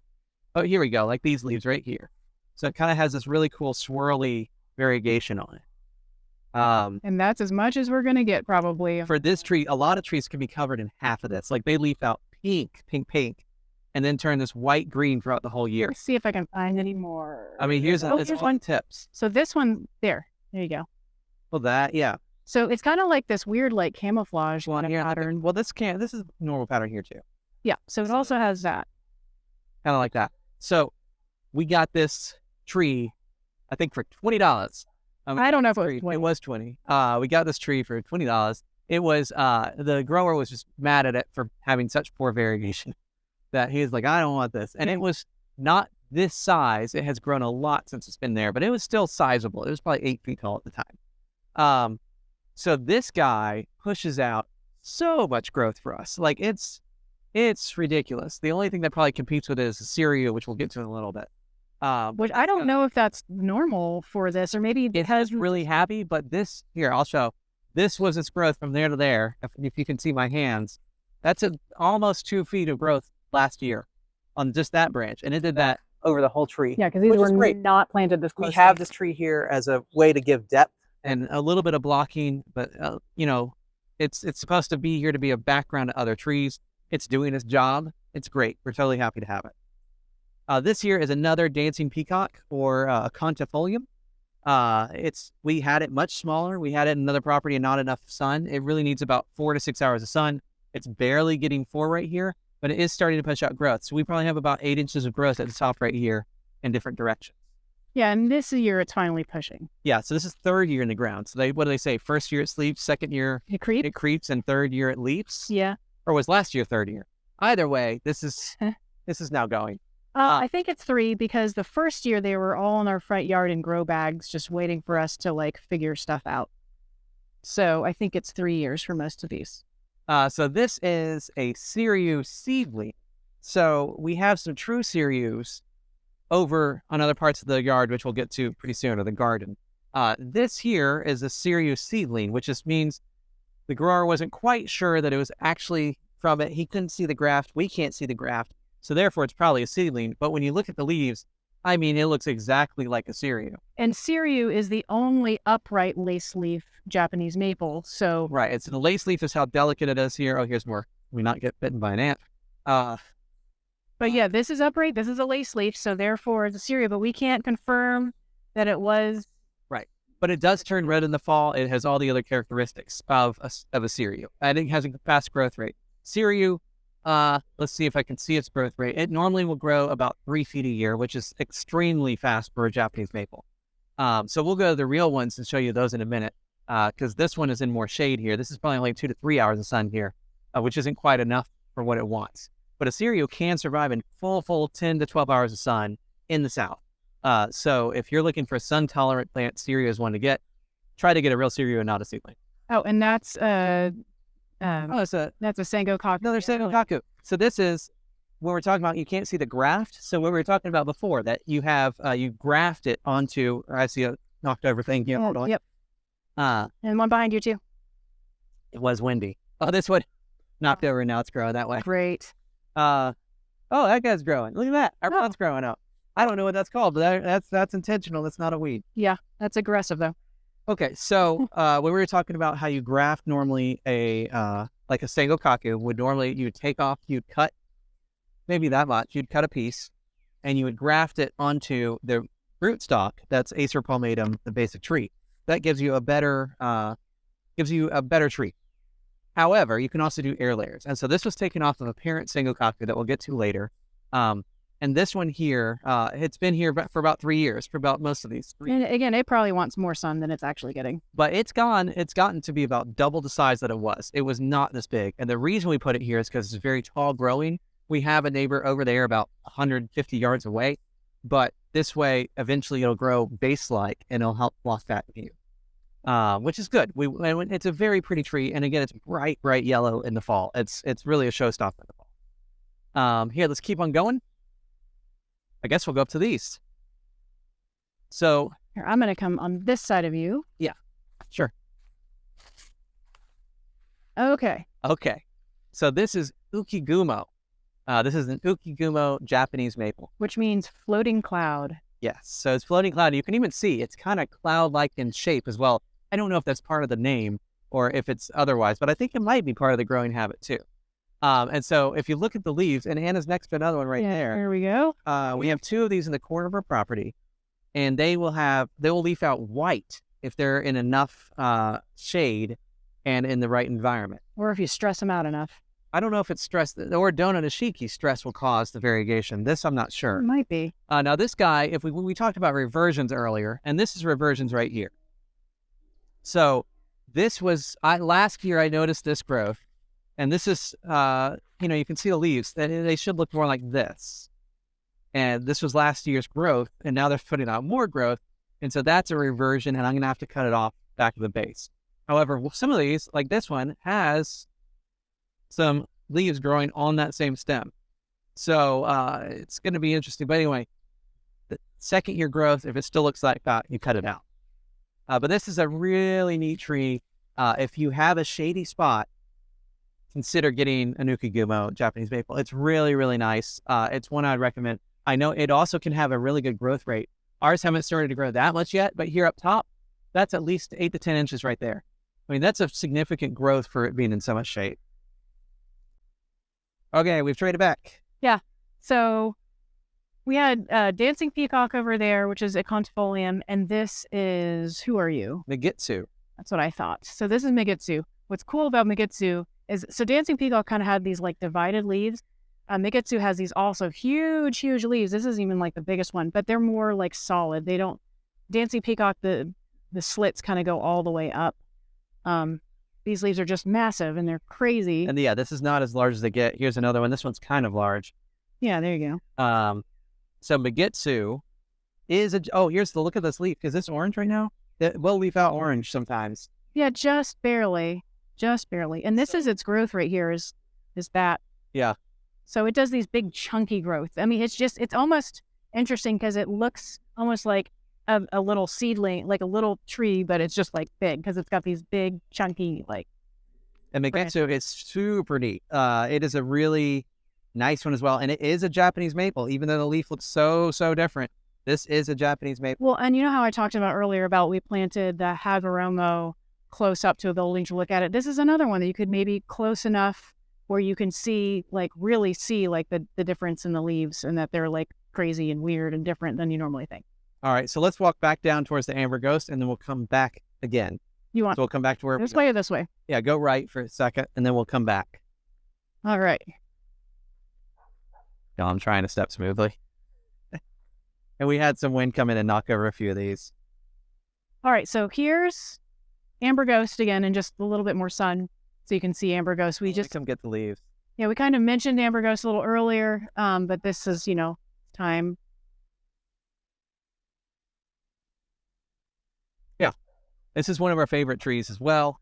So, and where Spencer's standing is basically where we had that purple ghost from earlier in the front planter bed. It was like here. And it was honestly a really cool contrast between Amber Ghost, Purple Ghost, and Benny or Aka Shigetatsusawa. They were all just slightly different but very similar to each other. But what ended up happening is that we really couldn't see Purple Ghost because Amber Ghost and Jordan over here have gotten so dense that from that perspective, you just couldn't really see it.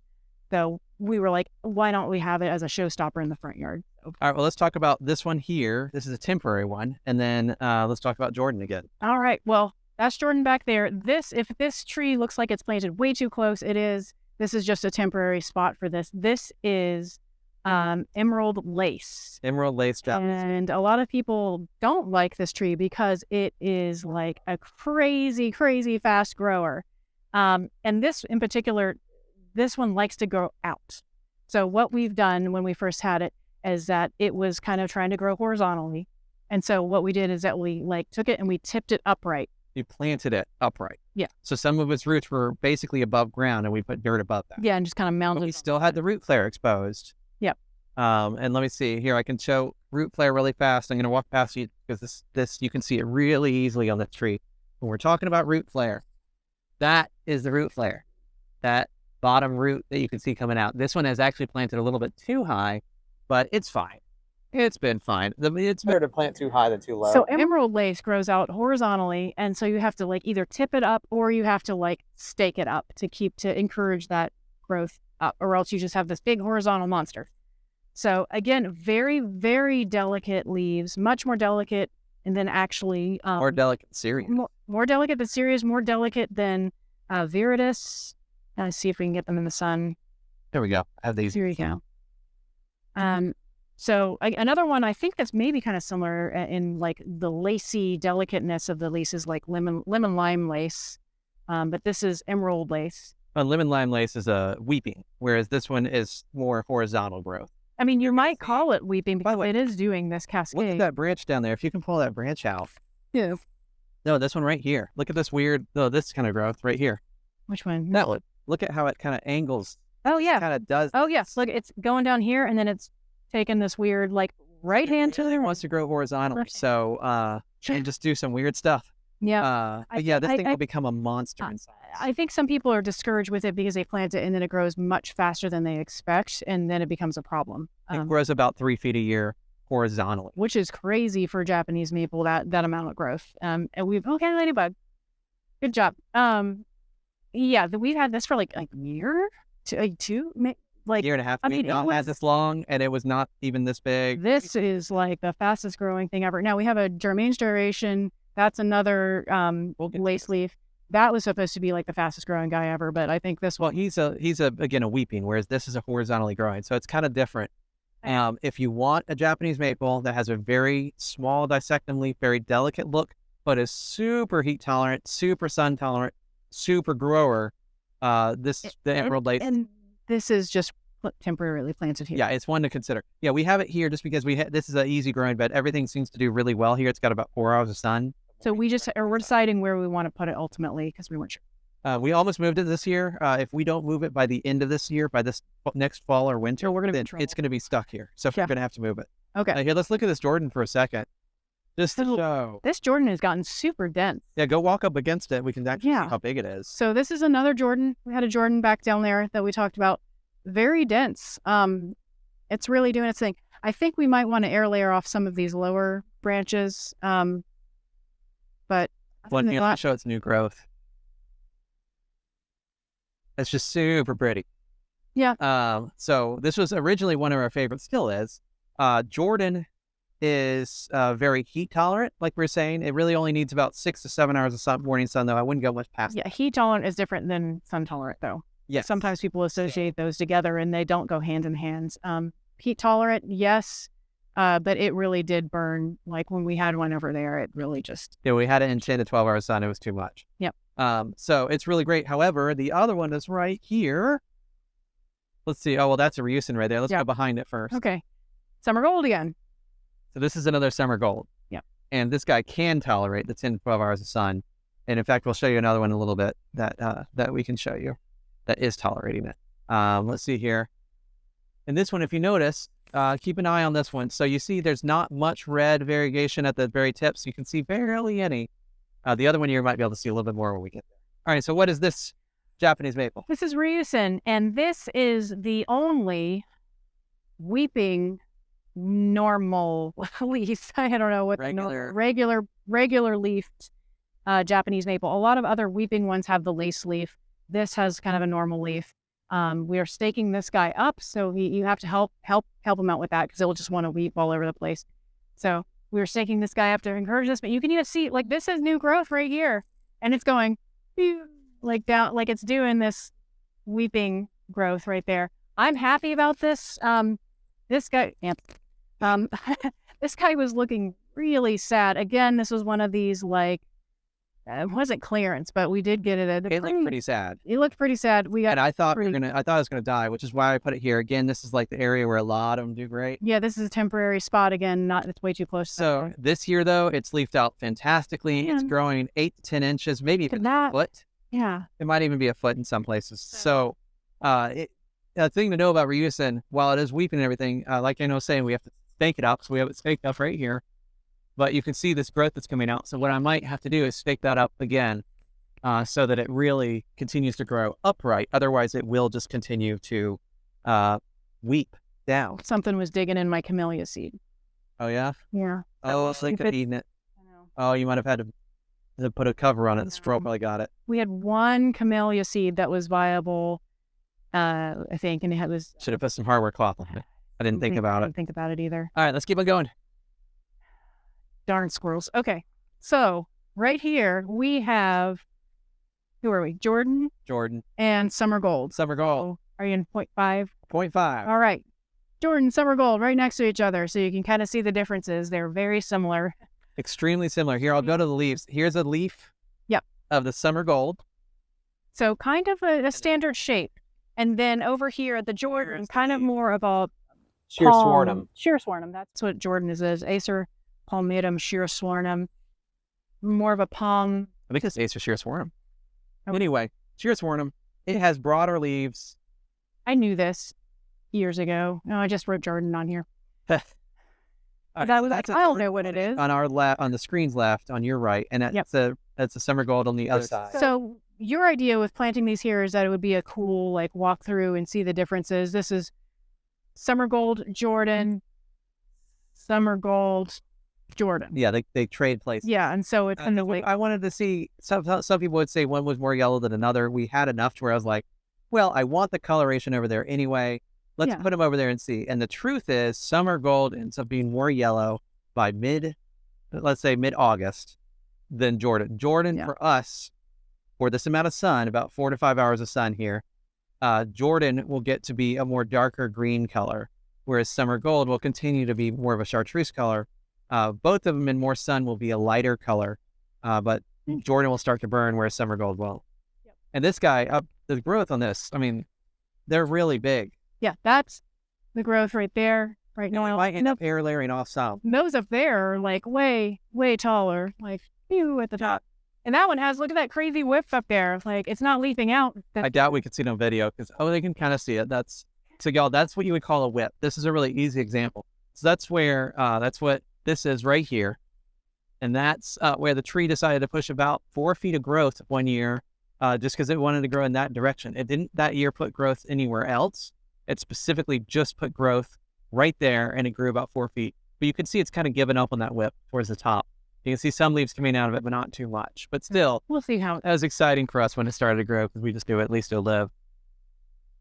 Let's see here. So now we're back where we were. There's the Megitsu behind Anna to give an idea. And this is Pixie again. And now let me get on that side of you. Oh, this is our burn pile. Sorry, y'all. This is cedar wood that we've been using from things. So we'll do little campfires with it.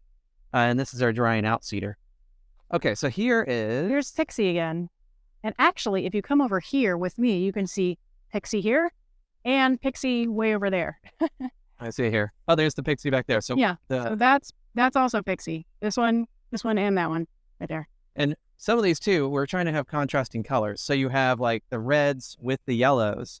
And like I was saying, it's hard for us to get blues, but we're going to get to where we do have some new blues that we planted. Yeah. So this is Pixie. We already talked about it. It's kind of this kind of normal shaped tree, but that one over there is the one that went crazy. Yeah, let's go to it. All right. Well, before we get there though, let's start going there.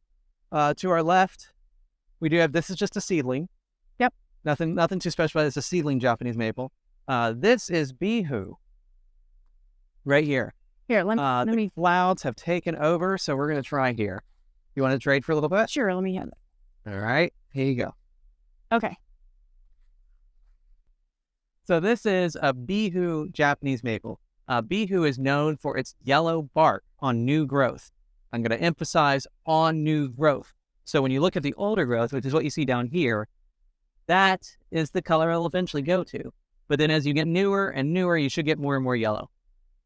For us, Bihus have always tended to struggle. We've had one die. This is the one that didn't die. They tend to have a lot of dieback, and dieback is like this. I'm going to try to not touch it in case it's disease, but that's dieback where it has a branch and it's decided to die back. It's a coral bark. It's kind of categorized with the Sangokaku. Doesn't do well in the north. I think it does better in like mid USA and south, but I'm not. Don't take my word on it. Go Google it. So normally it can push out some growth. This year it really hasn't done much. Usually it pushes growth midsummer, whereas most of these push growth right at the beginning. For us, at least, the Bihu so far has always pushed growth towards, it pushes growth after it's originally leafed out. It usually replaces at least its dead growth, and then that's where you're going to get your yellow coloration for the winter. The colder it gets in the winter as well, the more yellow that bark will be in general. Oh, and the same for Sangokaku and sun exposure, where I noticed on Sangokaku, where the sun side of the tree was more red than the opposite side of the branches. And this one, same thing. The more sun it gets, the more yellow it'll be. This one had sun scald before, which is why it has this coloration. So I've had the thought of pruning this back, and I would do a hard prune. So a hard prune is where you take off about a third of the length of the tree or something. That's what I'm going to call it. Other people may have different definitions for it. But I was thinking about pruning it down to here, where I take off a large portion of it and prune it down so that it will push out new growth. And it will just push out new growth at the previous node, which all these are nodes, all those growth parts. Anyway, that's Bihu. Super cool tree if you can get it to grow. Super cool tree if you continually cut it back. You don't want to crepe murder it, which is the thing in the South. They call it crepe myrtles. They cut them off. You don't necessarily want to crepe murder it, but you do want to, if you want that yellow growth, you either going to rely on the new growth or you cut it back and that new growth will push. Yeah, let's keep it going. Oh, we have the graveyard Japanese maple. Yeah, so this is our other graft that we I'll take this off because we can see it now. Okay. Yeah, we had that because we were kept on accidentally stepping on it. So this is, Anna and I would go walk near a graveyard, like a nice old, think like, 200-year-old gravesite. Not in a creepy way. Not in a creepy way. It's a really beautiful public space. And they had this Japanese maple there that was beautiful. I mean, look at this coloration here. It was super red, and it is right now. And it maintained its red in the shade during the summer, and that's why I was intrigued by it. Right. And we've asked a few groups what it was, and people made guesses, but no one really knows. It could be a seedling or it could be a cultivar, but it's not titled or tagged at the area. So we cheated and broke the law. We took a cutting from it, just one.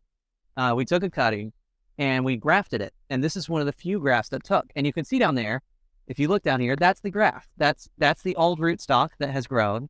And you can see where we spliced it in, and that's the graft coming out. And it wasn't as big. It was about the size of one of these little shoots. Yeah, I'm really happy it's actually pushing out growth this year because, again, we had the cage on it because we really couldn't see it. It was so small. I'm really excited that it's doing its thing, so that's fun. Yeah, this is really exciting, actually. It's pushing out 8 inches right now everywhere. It's great. So it's been since 2020, so it's 3 years that we did 3 years ago we did the graft, and now it's finally kind of pushing. It's little, though. See, like way down there. Okay. So this is another Megitsu. So our Megitsu look a little different from each other, which means one of them is wrong. But this was also called a Megitsu. This one has leaves a little bit more like a contifolium, where it has a little bit more separation between them. So this, but not quite like a contifolium. It could be a seedling, and just looks a lot like Megitsu, and that's how it was labeled. But it grows pretty well too, about 8 inches a year.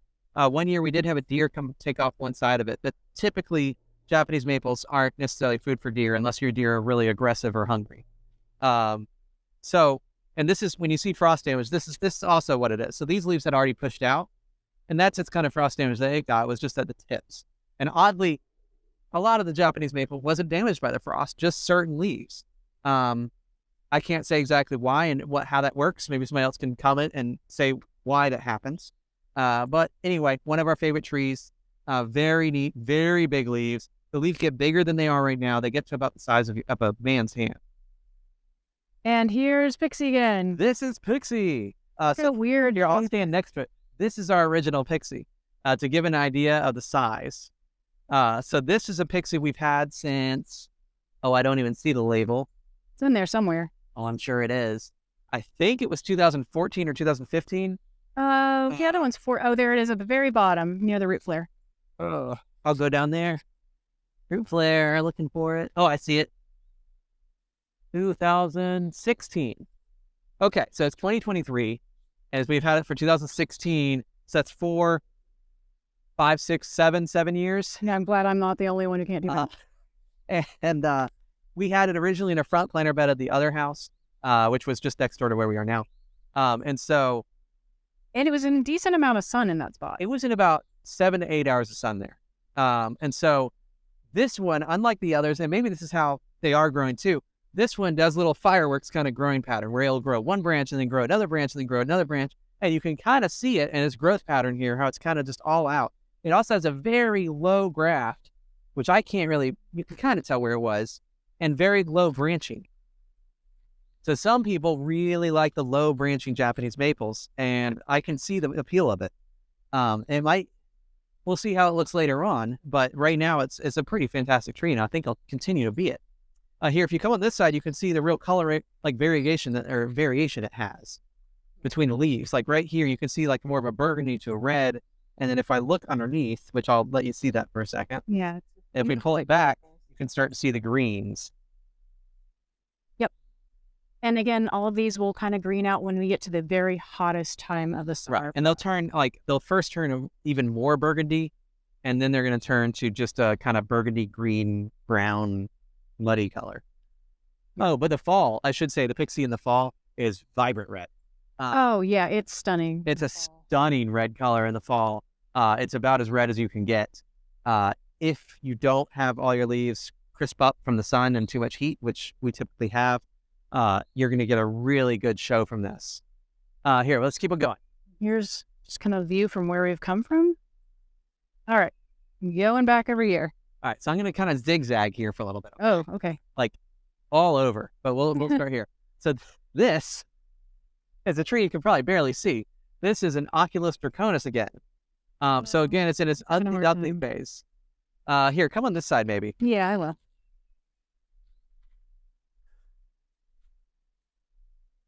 Okay. So this is an Oculus draconis. It tried to die on us a couple times. And so it's just barely living. We have some new growth. We have some branches that are probably done. So right now we're just being careful with it and really cautious with it because we really like it. This one, the needles are just very white. It's a creamy, very almost white color that comes out. It's a pretty amazing, like just showstopper. And right now you can't really see anything on it because it's really ugly duckling. Yeah. And so you just be really having a hard time. One thing I would point out about the Oculus draconis, which I didn't know before we got it. So most trees, when they go into dormancy, which is the winter, they're dormant. They're not really, it's nothing really too much to be concerned about. Oculus draconis can actually be burned. The leaves or the needles can be burned during the winter. And that's what happened to this one and the other one. They're in the summer, we have enough overhead foliage that they only get about 6 hours of sun here, which is totally appropriate for conifer. 6 hours of sun is good, maybe even up to 8. However, during the winter, they probably get 12 hours of sun or more because all the trees lose their leaves and they're suddenly exposed. So that's why this looks so bad, at least in part is how this is what we've been told, not necessarily what I know. But what we've been told is that's probably what happened here. Is it just got scalded by so much sun during the winter. But first, all right, that's Oculus draconis. We may have to come back and show you this once it actually pushes out needles. All right. So this is Germain's gyration.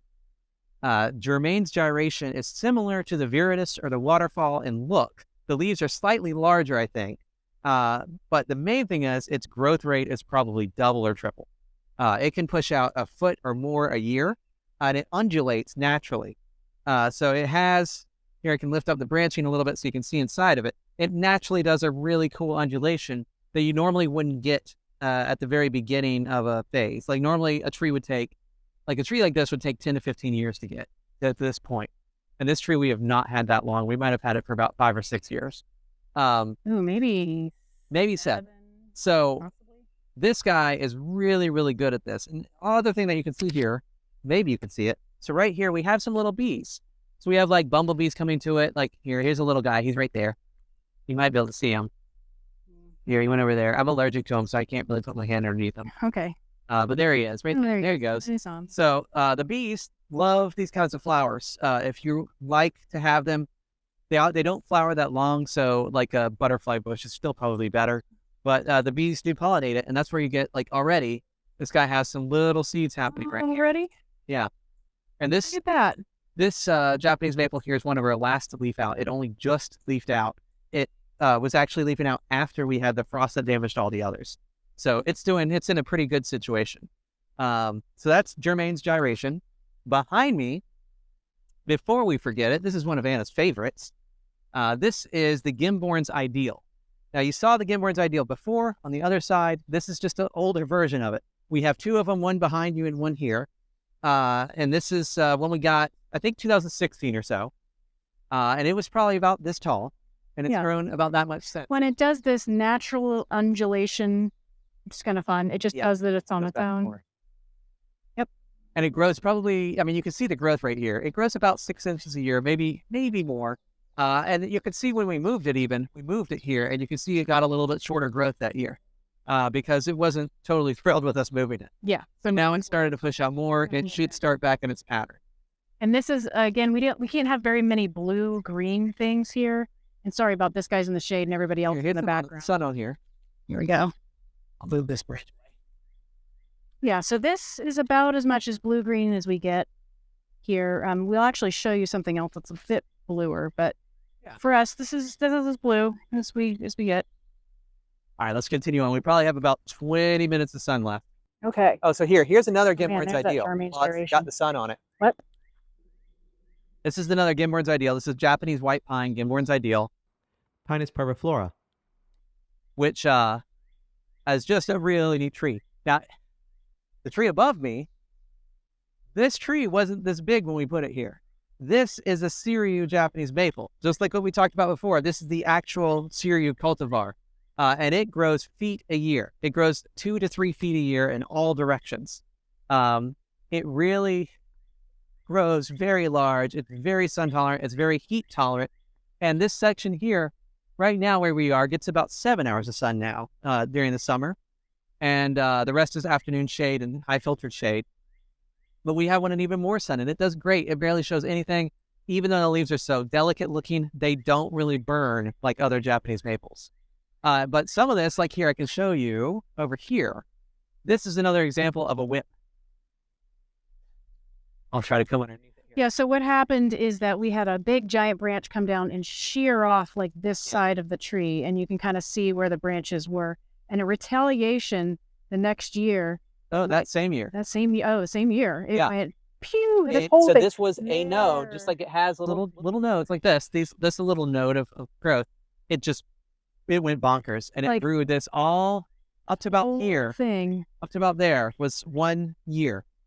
And so what we might end up doing, we might air layer off some of these. I think it's trying to balance itself out, though. I think so, too. So we're going to see how it looks and be really cautious, but we do have to air layer off some. So here, let's keep it going. Oh, this. Okay, so this is a Reuben Japanese maple. Here, let me trade it. Okay, we're trading. Okay.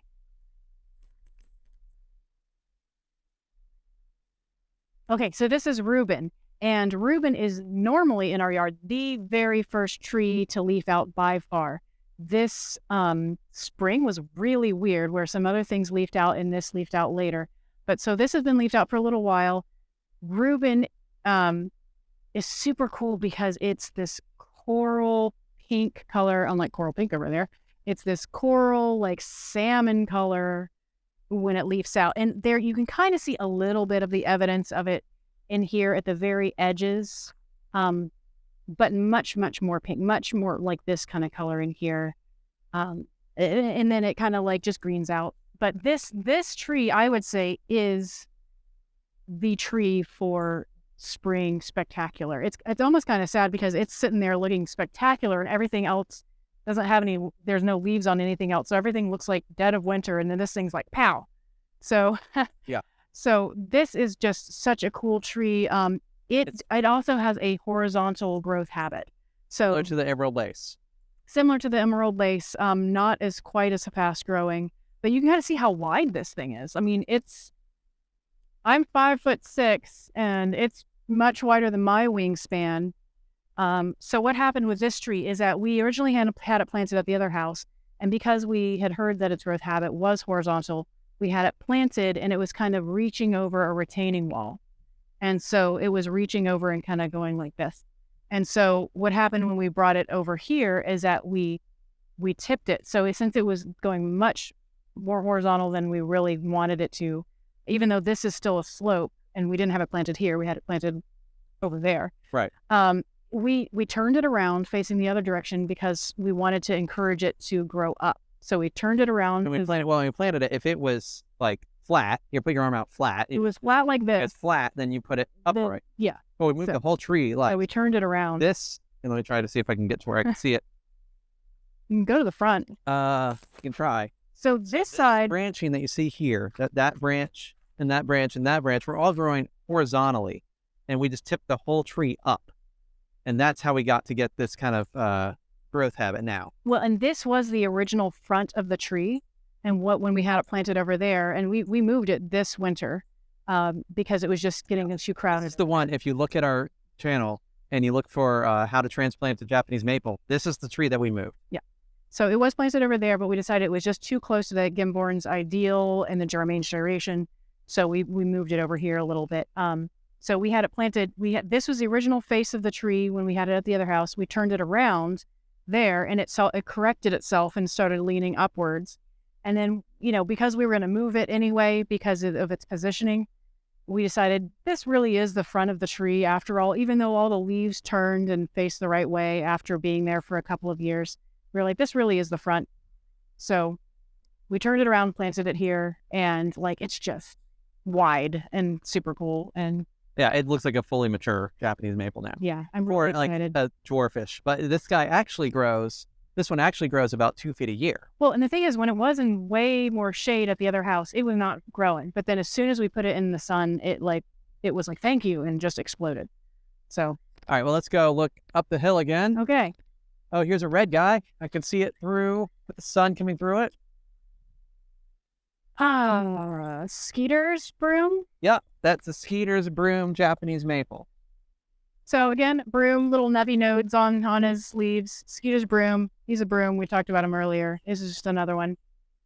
We just needed a place to put him, and we thought we need another red over here. So, Skeeter's broom. Okay, and then here, we missed this one behind me. And this little guy. I actually don't know even the name of that. This is a Korean gold. Where are you? Korean gold U. So this is our only U. Yeah, and it doesn't have the gold right now because we didn't have it in enough sun. It was over there with the Hostas. Should have little golden little tips on it.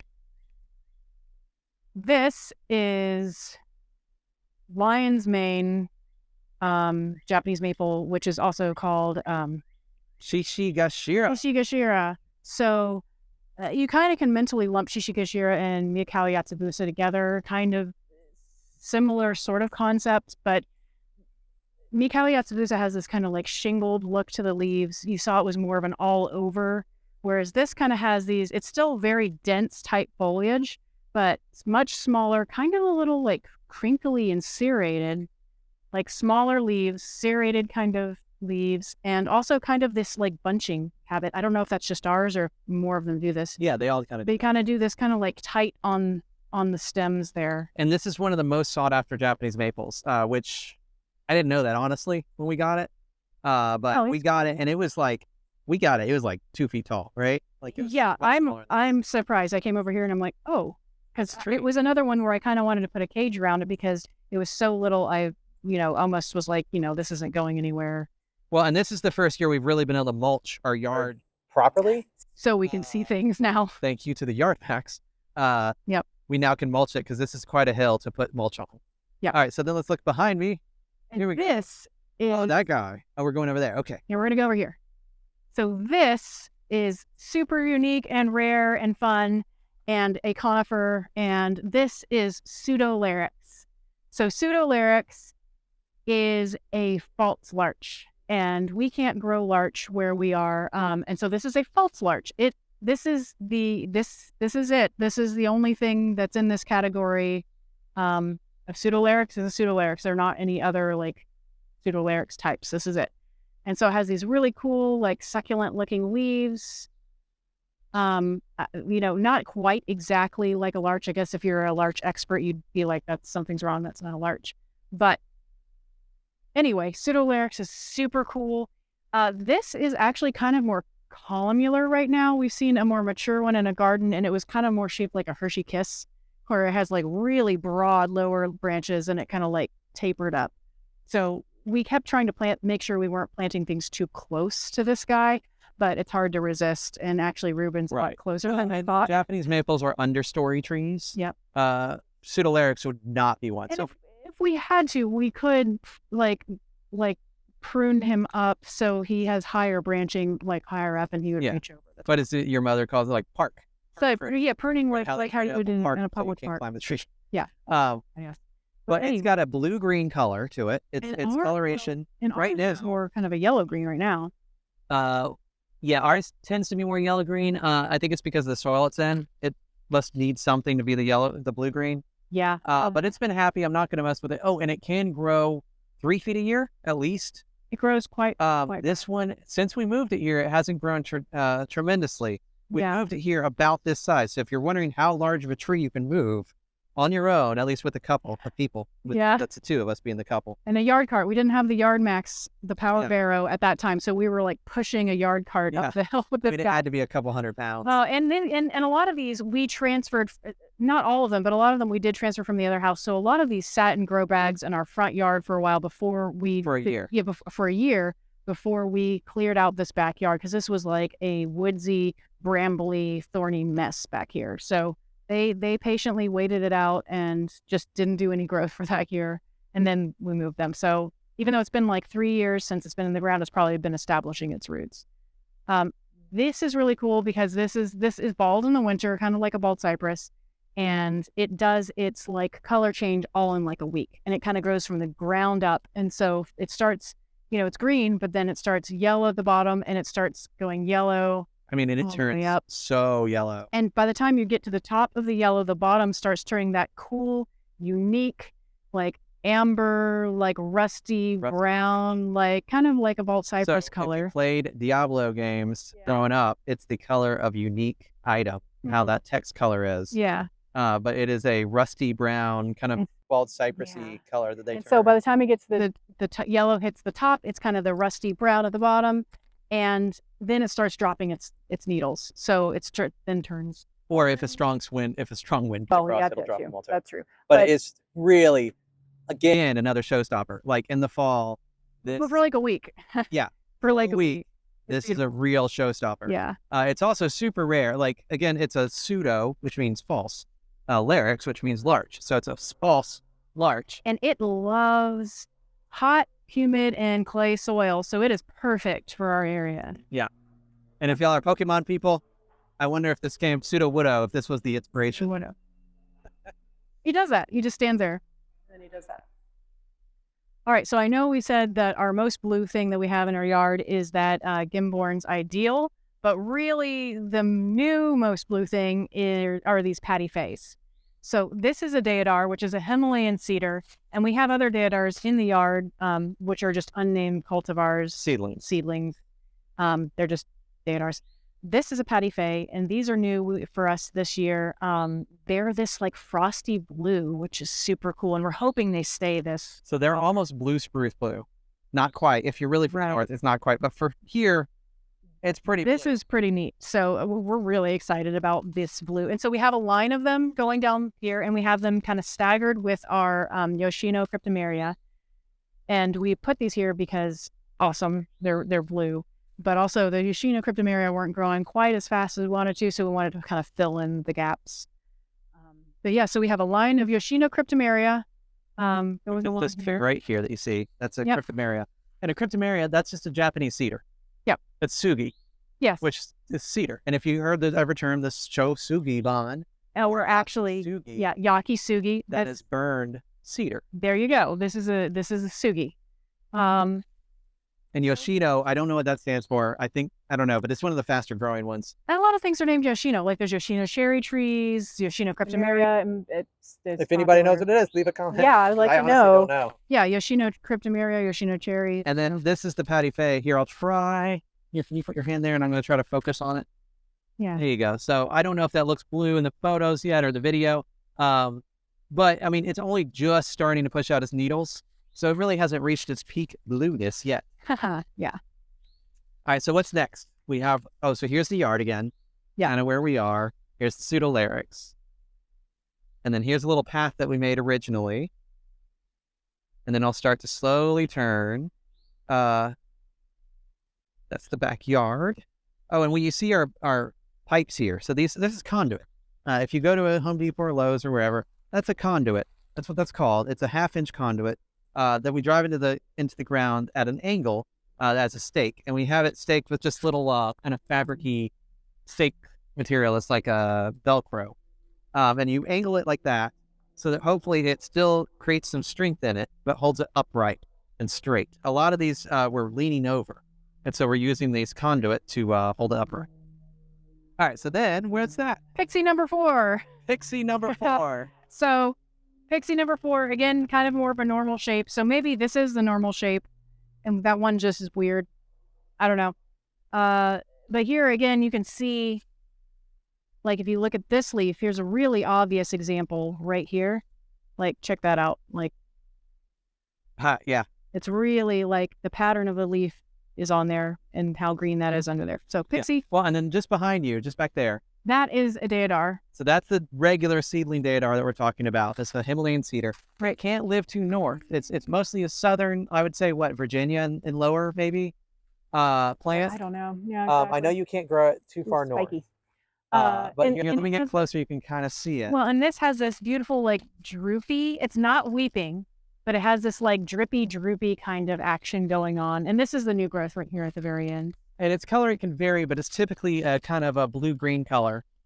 Sometimes it can be more of a yellow-green. It just depends, I'm sure, on the soil and the whatever's in the soil. And the Patty Fay doesn't really do this droopy type of thing. No, the Patty Fay grows out horizontally, but supposedly has the same growth rate. Deodars will grow 3 to 5 feet a year. Like for us, I mean, I think 3 to 4 is probably more expected. There's me standing right next to this one. And again, this one is these were probably planted. They were this tall maybe when we planted them. Here, I'll zoom in so we can see how tall you're saying. Here? Yeah, they were probably up to your shoulder. So there, and so I mean, this is pretty like sparse though. This guy is not really. Yeah, well, this one's not in much sun. Yeah, we have some down there that are in more sun. So right here we have a Sunstream Ginkgo. It normally has more variegation on the leaves. I think I see one down there that's just starting to get it. So right there. Right here you can kind of see. It takes it about a few weeks at least to push out the yellow in it, but it does have yellow Sunstream. Very good. We purchased this as a really small plant in probably a 1 or 2 gallon pot, and it didn't do anything for years. And then one year it went, and then it hasn't done anything since. So. All right, what's that tree behind you? This is a Gold Rush Dawn Redwood, and if you remember from earlier, we had a Gold Rush Dawn Redwood earlier. Here's another one. And this one we planted last year, and it was probably up to Anna's hip. There. Yeah, it was not super tall, and that's about the growth in a year. Yeah, that's like double.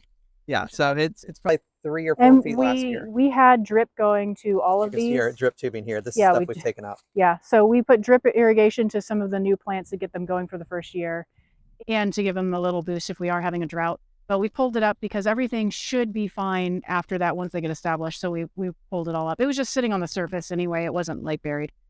All right. Oculus draconis again. This one was purchased at the same time as that other one that's struggling over there. So this one's doing a little bit better. You can kind of see its pollen up here. This one's doing a little bit better. If you ever wondered what pine pollen looks like, that right there, that's pine pollen, and I can tap it. Don't do that. You're going to send it there. It's all allergic. Purple ghost again. Oh, this is your favorite. This one is what inspired us moving the other one. Oh, yeah. This one, well, also its positioning. This one is in much more sun than it was way over there. And so now the one in the front yard should be in more similar amount of sun to this. That's still less. And this one is just like on fire. And the light hits it different times of the day. And it's just like, just really cool. It's just glowing and it's just amazing. Let me show how big it is. Here we go. And I'm standing a little bit uphill from it. But it's still, so the surprising thing with where we are now, so there's Anna next to it. Yeah. All right. So the surprising thing here, this area here, where this Gold Rush Dawn Redwood is, and this Purple Ghost, and that over there, which we'll get to it, that's a summer gold. This is about 10 to 12 hours of direct after the morning and afternoon sun throughout the day. Like, there's nothing above us. Those trees do not block the sun. Those trees up there are actually, the sun comes up over this path over here. So these just get full sun all day. And here you can kind of see our yard again, just to give an idea. You can see the pseudolyrics on the right. You can see the Reuben just past it. You can see the cereal just past that. You can see our shed way back there. So this is kind of giving an idea of what the yard looks like right now during the spring. And you can see our chairs that constantly get in the shot. We don't love those chairs, but they were given to us, and we're okay. Well, they're good to move around the yard and sit. They and are stare good at for things sitting and make and figuring out where we are. So this is the Purple Ghost, though, and here, let me show this one. So this one's been here for quite a while. And my point on saying how much sun this gets, this is a Ghost series Japanese maple. Right now, it's getting rather windy. This is a Ghost series. 2017. Ghost series are not typically known for being able to tolerate full sun, but this one certainly does a good job of it. It has no problem being in the south in this 10 to 12 hours of sun a day. What was this one? A 2-gallon whip? This was a 2-gallon whip. What for 2017? So it was a 2-gallon like whip. It may have been tall, like just but like, almost like one singular stem with a few little tiny branches. probably this tall. Like, when we bought our whips, they were usually. It may have been tall. I think I remember this one would have been like 4.5 feet. But yeah, it was just one single. So from 2017 to now, 18, 19, 20, 6 years. So it usually is around like 5 years where I'm like, oh, look at, like, wow. And so, and again, this was one that was, if it was 2017, that means it came with us from the other house. So it sat in a grow bag for a year doing nothing and just merely surviving. So stunted for 1 year. Well, and here are more deodars. One is leaning right now. We had a strong wind come through the other day. But these are more deodars. So Cedric's cedar deodar. Cedric. Yeah, we have a cousin that named his Cedric. Here, this is a summer gold that has leafed out much later than the other ones. And so you can kind of come in here and see that kind of pink edging. You see the pink edging right there? Yeah. So sometimes in, like, over here too, like, you can really see. Yeah, so, well, and this is in more sun. So again, this is in 10 to 12 hours of sun here. And it's a really big difference. This one here will be much more yellow later in the year than the other ones because it's in so much sun. And I don't know, it's like a soil thing or a shade thing, why it leafed out later than the others, because it's the same cultivar.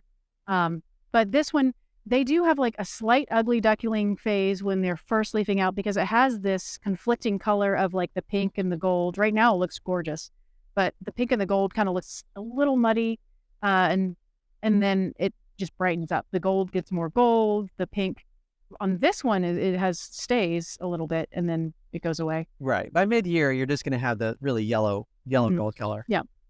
All right. Keep on going. This is our other geisha gone wild. So this is the one that's kind of stayed this size. It was around this size when we bought it. It hasn't grown. This was another one of those 2-gallon whips from the same grower. I can tell it's got the same tag. 2017. I think I got 2 on here because one of them died. So 2017. So this is 2017. That was 2017, right? That one we got larger. But yeah, the purple ghost. The purple ghost. So look at the difference here. So this is about the size of the whip that it would have come as. So, but this one actually does have some growth this year. Well, finally, when we're saying geisha gone wild doesn't really grow much. It really does. It's almost like, look how big that tree is over there versus this guy. Like, that's bonkers. But here's a new growth. Let's see. Finally, look right there. That much, which is amazing for this guy. Well, here, let me show its leaves, just because its leaves are really striking. And this is the one that stays close to this color all year, whereas the other geisha gone wild in more shade greens out. This one kind of stays more pink. So I don't want to move it. It's in more sun, and because it's in more sun, and what's happening here, though I've said this area is 10 to 12 hours of sun, there's a pine tree right there, loblolly pine, right there. Southern yellow pine. Or southern yellow pine. I don't know who you... So it blocks directly. Like a shade. A straight shot of shade onto that tree. Right there. And so that seems to make the tree happy. And it does give us a little pop of color over here. What's this little guy? This is very similar to Gold Rush John Redwood, but isn't. This is Amber Glow. So this Amber Glow is more of a dwarf version of a Gold Rush John Redwood. It kind of reminds me, in its kind of like scraggly looking nature, more like the Miss Grace. So we'll see. We've had this very long. So the Gold Rush John Redwood can grow like 3 to 6 feet a year. This one supposedly grows 2 to 3 or so. Well, and this is way more shade, so it may even be less for us because this is in more shade, and we're knowingly doing that. So we'll just see how it goes. It's a new hot thing for this past year. Yeah, it's the new thing to have. We found it at a really good price, and we're just like, let's get it and throw it in here. Well, I guess it is a new big thing. When it finally hits like a big box store, then Right. We'll see if it how it does. We'll see if it actually. But it looks very similar. We'll see how it does color wise compared to the other ones. Yeah, it may not be the right amount of sun here. We'll find out. Oh. Gold Rush, by the way, wants to be in as much sun as it can. And as much water as you can give it to. This is Tamukiyama. So we bought this Tamukiyama at the same time we bought those Ukigomos over there. They were all around the same size. They were all just very tall whips. This one we had originally in the front plager bed, and we decided it was just too tall, so we got the smaller one. This one, these branches weren't like this. It was more of like a whip with these little short stubby branches, and that could have been for transportation purposes. I don't know, but we wanted the height because we know that these weeping dissectums want to do that horizontal weeping habit. So if you can buy one that's already tall like this, that's pretty cool because you've already got the height. You don't have to stake it up, and it'll do this. And I should say this one was maybe $80 or so, which for the height of it is pretty worth it. Like that's several years of growth. 7 feet tall. Now it didn't have, like I was saying, not much horizontal growth to it, like not much branching, but the branching will come in. It'll add that on as the years go. Yeah, it was not this Tamukiyama wide. can get 15 feet wide. So just so y'all know, it can get big. So we have it like near this pine right here, but hopefully far enough. But even if it gets into this pine, it'll just kind of like, like hug. It'll hug it. Okay. Yeah. And then we have a gold rush on redwood again. So this was planted at the same time and was around the same size as the one in the front yard. Right. So it's tall, but it's not nearly as tall as the other one in the front yard that got that drip from the AC unit. Right. So this one is at least double in height, though. It had to be at least our height when we planted it, and now it's double that. And then that one that I just showed you over there, we bought that one. It was smaller, but we bought that one a year after this one. Yeah. So you get an idea. Okay, and then let's look to the left. This left? Yes. My right. This is our Sengokaku Grove. Yeah. So, honestly, to be full disclosure, this was a Costco Sengokaku. From years ago. From years ago. Here, come back out into the sun. We can't see you. Okay. So this is one like a purchase tree, and these two are air layers. So one of these is off of this tree itself, and one of these is from another one that we left at the other property. And this one is also the parent of the air layer we saw over in the woods before. That one over there? The air layer we're about to show. Yeah. So this is a Sengokaku, just to give an idea of the size. And you can see the bark down here is no longer really that red. It's kind of a blush color up in here, but these are in a lot more shade than they kind of really should be to, I think, they want to be. But again, we wanted them to kind of like block the neighbor's house and kind of... This is too much shade for anything that's not a Japanese maple. It probably only gets about 2 hours of sun here, maybe. This quickly gets into deep shade by this point over here. Yes, and right now it doesn't look like it because we're still at the very beginning of spring. And it may be deciding to lose some branches. It has sparse leafing out up top. And one of the other ones on the left has maybe Pseudomonas. I don't know how to say it, y'all. It's a really bad disease you don't want on your trees. But when you see starting to turn black, dark black. Now a branch, when it starts to die, will also turn black. So don't get freaked out if like a small branch like this starts to die. But it had a large portion of it before. Like kind of down here. Oh, back here. There's some black here. This branch back here. It's a little bit alarming. This one back here. Like, I'll move out of the way. It's be natural dying out. That's a branch that back there that Anna's trying to point out. This whole thing? That's trying to turn a darker color. Looking at me. If you start to see the sort of coloration on your Japanese maples, be sure not to touch it and then touch others. Wash your hands between it because it is, I think, a bacteria that will spread. I don't know what it is. Anyway, wash your hands. Treat it like it's something that can spread. I'm thinking that's just a branch just letting go of, though, because the same coloration can happen. Maybe if like there's not enough light over there, getting rid of it. Yeah, because that is the backside where it doesn't get enough. Here's another Patty Fay over there. This is Orange Flame.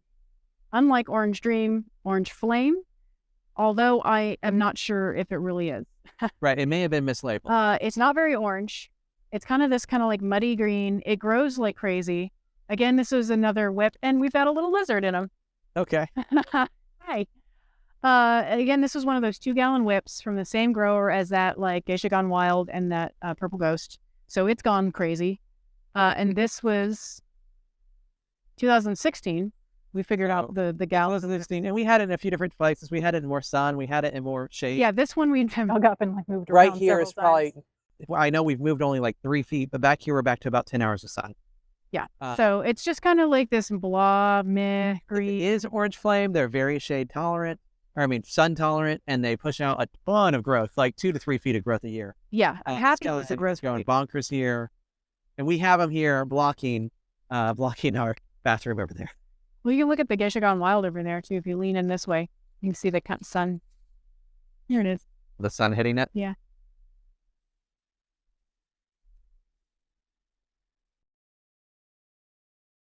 guess you can just go on. I mean, we're almost finished. So y'all, we're almost finished with the whole thing. We only have a few left. This is a really neat deodar, though. So, unnamed deodars, Patty Faye over there.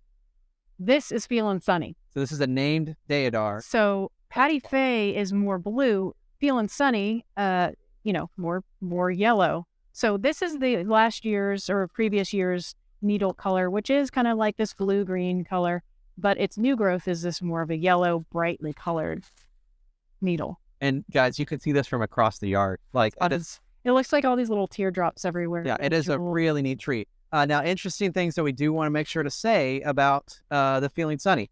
If you can't tell already, it is taller than Anna already. Oftentimes, Feeling Sunny will come shaped like it's going to be a dwarf. Yeah, it's like sometimes you see it at the garden center and it'll be like this flat, almost ground cover looking thing, and it's deceptive because it's a tree. Yeah, it's a full-on deodar. So if you get a Feeling Sunny, you want to give it room to grow. In fact, we may not have the appropriate amount of room here for it. This one's looking a little This one we moved earlier, so it's just later to leaf out. Yeah, it's having a hard time. No, it's leafing out. It's one of them died. We had 3, and the one that was 4. We had 4, and the one that looked the best, the healthiest, looked better than the other 3, was more robust, was taller, and it just spontaneously died on us. Yeah, so, it was looking great, and then it just left. We even dug it up to see if like something was eating its roots or had root bound issues or whatever, pulled it out, roots looked fine. And we have it in a bag over in the middle of the yard. You can kind of see it, that dead. That little spot back there. Yeah, it's probably dead. It's dead. Wait, before we go, here's a Sango Kaku air layer. It's right here. We moved this earlier this year, which is why you see that brace that's no longer attached to it. Oh, great. But this came from that other tree, and it's doing great. We had it next to where the shed was, so it was going to be too big there, so we had to move it. We do have some more cryptomeria back here. We have some Japanese maple seedlings back in the woods, and we have a bracken brown magnolia there that will hopefully grow and be big. Whenever you see our cryptomeria or our deodars or things like that, it's because we want blocking. We also have a whole row of deodars going down this side of the aisle. It's next to a little vegetable garden we had going. Okay, back to him. So almost done, promise. Skeeter's broom again. So we had, I think this is the 3rd one or 2nd. Do we have 2 Skeeter's brooms or 3? Anyway, Skeeter's broom. Super cool, dense habit. Just like different layers. He's fun to look at, like from like above. Although we have him where you could look at him from below. But yeah. We already talked about Skeeter's broom, but. Well, and here's another Feeling Sunny deodar. Just to show one more. It leafed out a little bit earlier than the other one. And this one is still currently about to leaf out. So this one we moved earlier. And so it's still just starting to push leaves out. Well, and in pretty much conclusion, here is another cereal that we purchased at the same time as the other one. So they're around the same year. This cereal is as big as it looks in the video right now. Yeah. And this guy kind of sends off some crazy like whips. And so he's just spectacular. Super fire engine red. Super fire engine red in the fall. And a cool contrast against the dark house. Yeah. Well, and again, y'all, don't mind our mess as we are working on everything. Yeah. But yeah, that's the size of a cereal. And this cereal is not done growing. A cereal will get about 40 feet tall and maybe, 30 feet wide? Like they're really like, but they're, they'll do like this upright, like poof, like out. They get humongous. If you get one, be sure you have the room for it. It will grow unless you cut it back every year. All right. Well, do you want to take a look back at the yard? Sure. So here is the yard. I'll try to zoom in a little bit so everybody can see it. Don't mind the chairs or the lumber over to the left. Yeah, but this is what it overall looks like and what we get to enjoy. And I should say everything we've done here, we've done ourselves. We built a planter bed up front. We've planted all of these trees ourselves. And we cleared the property. We're now clearly working on that shed. So here, let's talk to everybody. Yeah.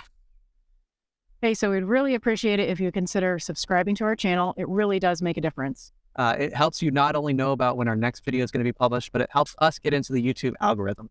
That way, if you're enjoying what you watched, you enjoyed anything that we said, or maybe your other videos, please like and subscribe. It really does help. And also, if you like, please share it with somebody. That's the best way to spread this, is to share it with somebody that you know and let them know what we're doing. So we really appreciate it. Thank you so much. We'll see you in the next video. Bye.